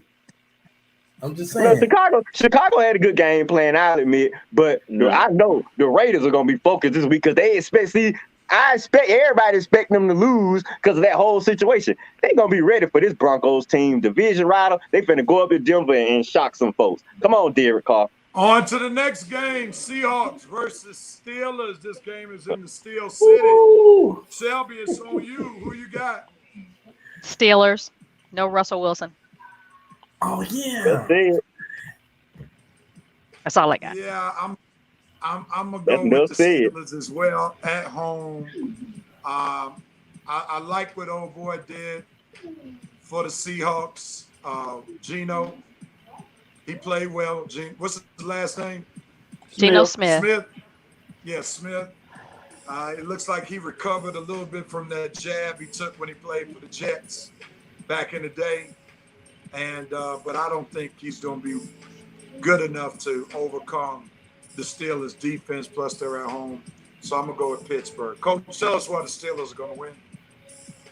No Russell Wilson. No Chris Carson is out, the running back. He's out of the game. He's out. And the Steelers are getting back Cam Hayward. They're getting back Cam Sutton. Their defense is almost back to form to getting everybody back. Once they get all that defense back, then they roll. And but Steelers got a chance of making Geno Smith look like an all-star, so you want to be careful. But I think the Steelers will pull it out at home. Red, who you got, man? Geno Smith, Geno Tucker. You can take Geno from Out for Justice that Steven Seagal played, and I'm still taking the Steelers, okay? Geno ain't got a chance, all right? Steelers all day. Pittsburgh bounce back in this game. Armani, who you got? Steelers. Again, no Russell Wilson. He at home getting pampered by his wife, so over a broken finger. You know. I think you got that backwards, Armani. That was a shot. So yeah, Steelers. My dad's team too. So I'm going with your team this week, Dad. Coach has his Baptist finger up. Real.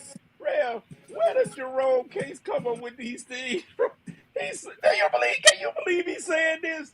Geno will show somebody he wants to start somewhere. Are you kidding? Coach, listen, Coach. We talking about a Matt Ryan fan, Coach. So you can't take anything you say seriously. I told you he was pathetic. If you don't go get your medicine back from him. Yeah, exactly. Talking about I'm on medicine. Sound like Jerome. So what you been smoking, dog? Geno start somewhere. Geno's Pizza. What? Exactly. I told you. Steven Seagal's Gino from Out for Justice got a better chance. Oh my gosh, Gino gonna start Geno something Smith. for somebody. Is he Unbelievable. trolling us? No. He has to be trolling us. He's got to be trolling us this week. Red said he was a troll. He's got to be I don't even pay him no attention no more. Red, why you keep paying this guy attention, man? Oh my God. All right, here we go on to the next game. Cardinals versus the Browns. It's on me. Ooh. There was breaking news that hit about this game earlier today. Brother Cliff won't be on the sideline for the Cardinals. Oh, okay. Yeah, I heard that. So I think that's going to be a game changer. The Browns let me down. They had a chance to beat the Chargers last week. I don't like Baker Mayfield in crunch time, but I think the Cardinals are due for a loss. Without their head coach, I think they may compromise Kyler Murray in the offense just a little bit. So I'm going to go with the Browns at home. I got the Browns. Who you got, Coach? I'm going with the Steelers. And I mean, the Cardinals, I think, can overcome without and then you get Zach Ertz can't play this week, but I think the Cardinals can overcome. And then I get to laugh at all those Browns fans who wrote the Steelers off for dead. We'll be tied 3-3.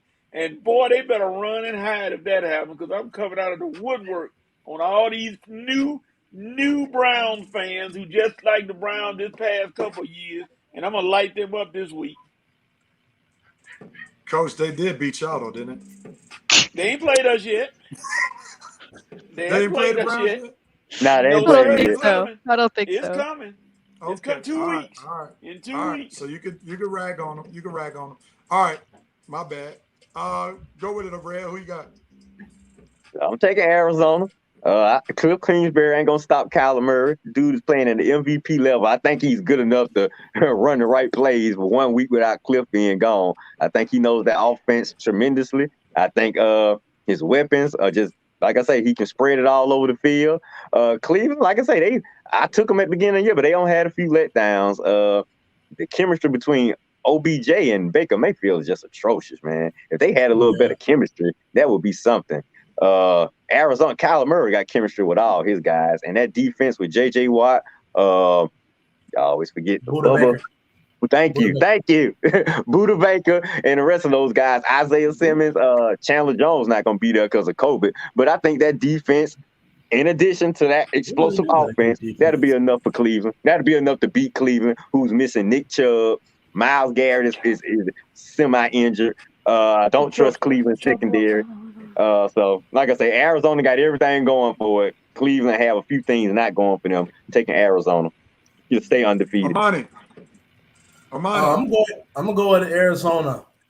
Kyler Murray, man, you know what? People have tried to write you off so many times because of your height and size, but I'm happy for you.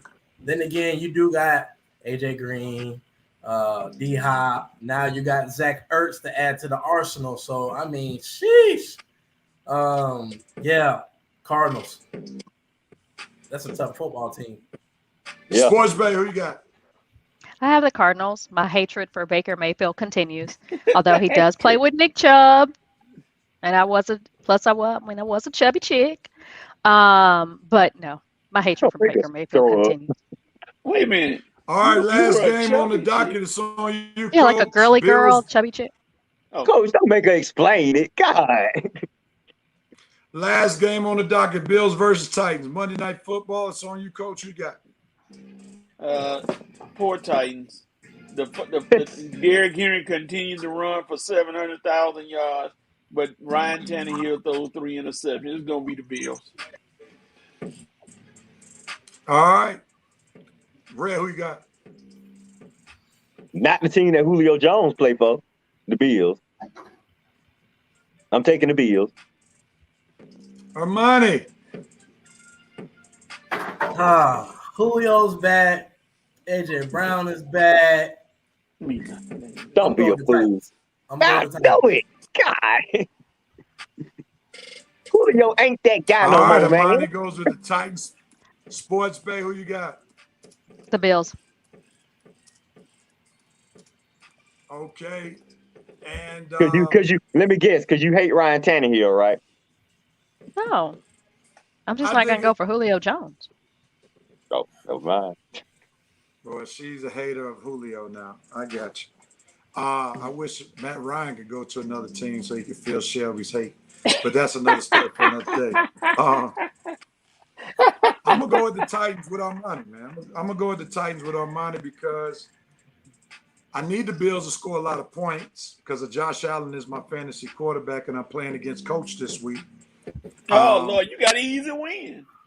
But the running game can neutralize Buffalo's offense. And the best defense against Buffalo is to keep the Titans' offense on the field with their running game. And we know they got a beast of a running back with Derrick Henry.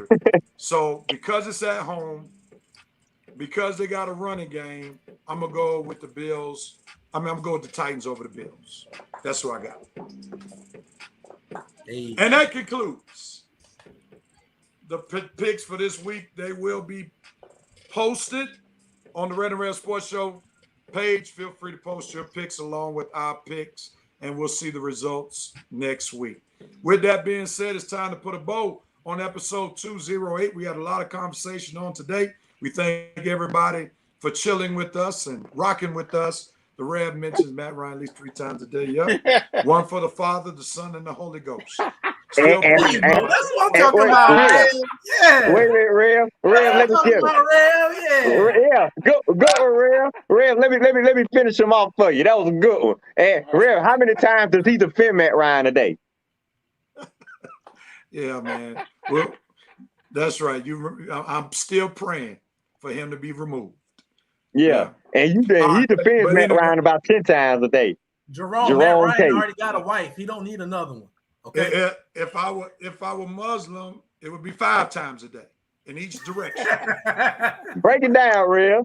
Matt Ryan is pure garbage. And I don't know, Jerome, you a fool for keep defending that sorry QB. Oh, boy. The Father, the Son, I and the think Holy Jerome Ghost. just gets a kick out of being a troll. I don't even think these are real sports Man, he's takes. not. Like he just likes trolling. He just likes being the devil's advocate. You know, that's his main sports ministry in these days. Not to make real sports takes, but just to troll. All right. Take the advocate part away from it. Armani, my wife is fine as all day. Yeah, right. Okay. Hey, Red. Okay. We're not gonna go there, Red. Red. Okay. You know I was gonna get him. I was gonna get him. Oh boy. We ain't gonna talk about nobody. And he was gonna get you back. Ain't nobody worried about him, Shelby. What, you in love with your own case now? No, but you don't talk about people's wives. Yeah, we're gonna celebrate Black love, and that's great that Brother Case loves on his wife and willing to bring that love to the show. Okay. God bless you, Brother Case. That's a good point, Shelby. You're right. You're right. You have the right to do what, when, where, and how. Who wants at it first? I'll go. You having a tough day, man. Okay, Red, you want to go? Go ahead. Go ahead, Red. No, Shelby was absolutely right. And I'm gonna Red, we're gonna move on. All right. I'm not talking about a man's wife in a relationship. But now we're on you have the right. Yeah, you have to do you have the right. Oh, I thought y'all was talking about Jerome Case. My bad. Well, first of all, I exercise my right not to talk about Jerome Case family. And I'm also going to say, my Braves, you got a right to win these 2 games at home this weekend and take a 2-0 lead to Dodger Stadium next week in the NLCS. All right, who has the right to do what, when, where, and how? Max Scherzer for the Dodgers. You have the right to have a perfect game pitch the first inning. Then after that, you should implode and have the Braves punish you and win game 1. All right. Sounds good. I'm gonna just go ahead on. Armani, who has the right to do what, when, where, and how? Oh man, Derrick Henry, you have the right to run all over the that defense. Come on. I went out on a limb to pick y'all to win a game, so please don't disappoint me. Come on. Yeah, boy. Come on, Bills defense. Shut them down. Man, Armani, I'm looking at your mannerisms. I'm kind of nervous once the show is over. You might be getting in trouble. Huh? Like you had really been yourself. You know what I'm saying? Like I'm really. Do we need to go into sports prayer for you? Because I don't know if I mean. Because I have the receipts. Are you I have feeling the same thing? Yeah, I'm kind of nervous for Armani because he might have come on the air and he might not have supposed to. So I'm kind of concerned. But Our money is fine. He show. ain't in trouble. Our money run things. Ain't that right, Armani? You in charge. That is why you are not married. And that is why you are single. And neither so are you. Don't answer I that am not. question because you it'll are. be on film. It'll be on film. Don't answer that question. Armani, blink if you're okay. Don't his wife say standing right in the room with him. She said right there chaperoning him. What did you say, Shelby? Blink. Give us some sign. Because I mean, I've been watching him all. He been had his hand like this, like this. I mean, like I've been seeing some mannerism I'm not accustomed. Because yeah, there you go. No, Rev, because my son likes to make noise coming down the stairs. And I have to tell him to go back upstairs. That's my bad. He making a lot of noise. Okay, my bad. Just raise your Baptist finger, Armani. If you're feeling okay, that's all. Armani, you good, man. Stop letting them tease you. And trying to say you whipped. And trying to say you whipped or something. Look at Red trying to stir it up. We just concerned. Y'all stirred it up. What y'all talking about me? Armani, don't let Red get you in trouble. Red trying don't let Red get you in trouble. Talking about you run the house. Say it, Armani, you are a man. Armani, you the man of your house. Ain't that right?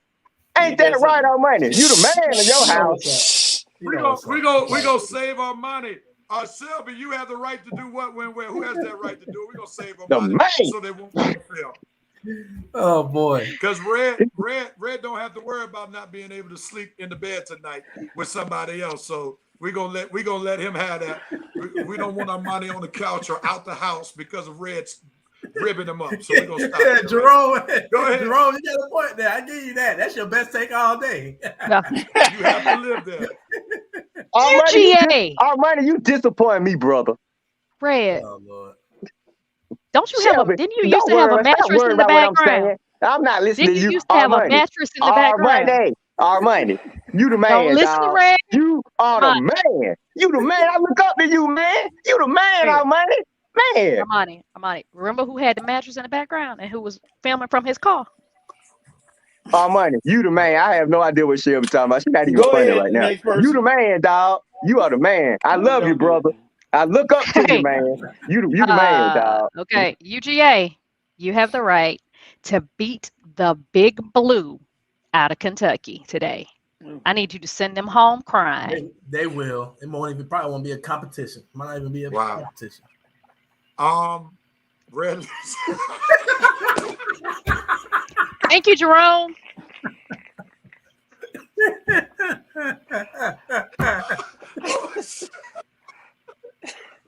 Oh, did I mute you, Red? My bad. Oh boy. My bad. Red, did I mute you on mistake? Drone coordinates. Sorry. Armani, you the man, dog. Don't let these guys make you scared. You are a man, and I expect you to be a man. The high heel bottle holder. Okay. You gave me. Where the high heel holder? Oh man, we ended on a good note, man. This was classic, though. This was classic. Red lives in the back.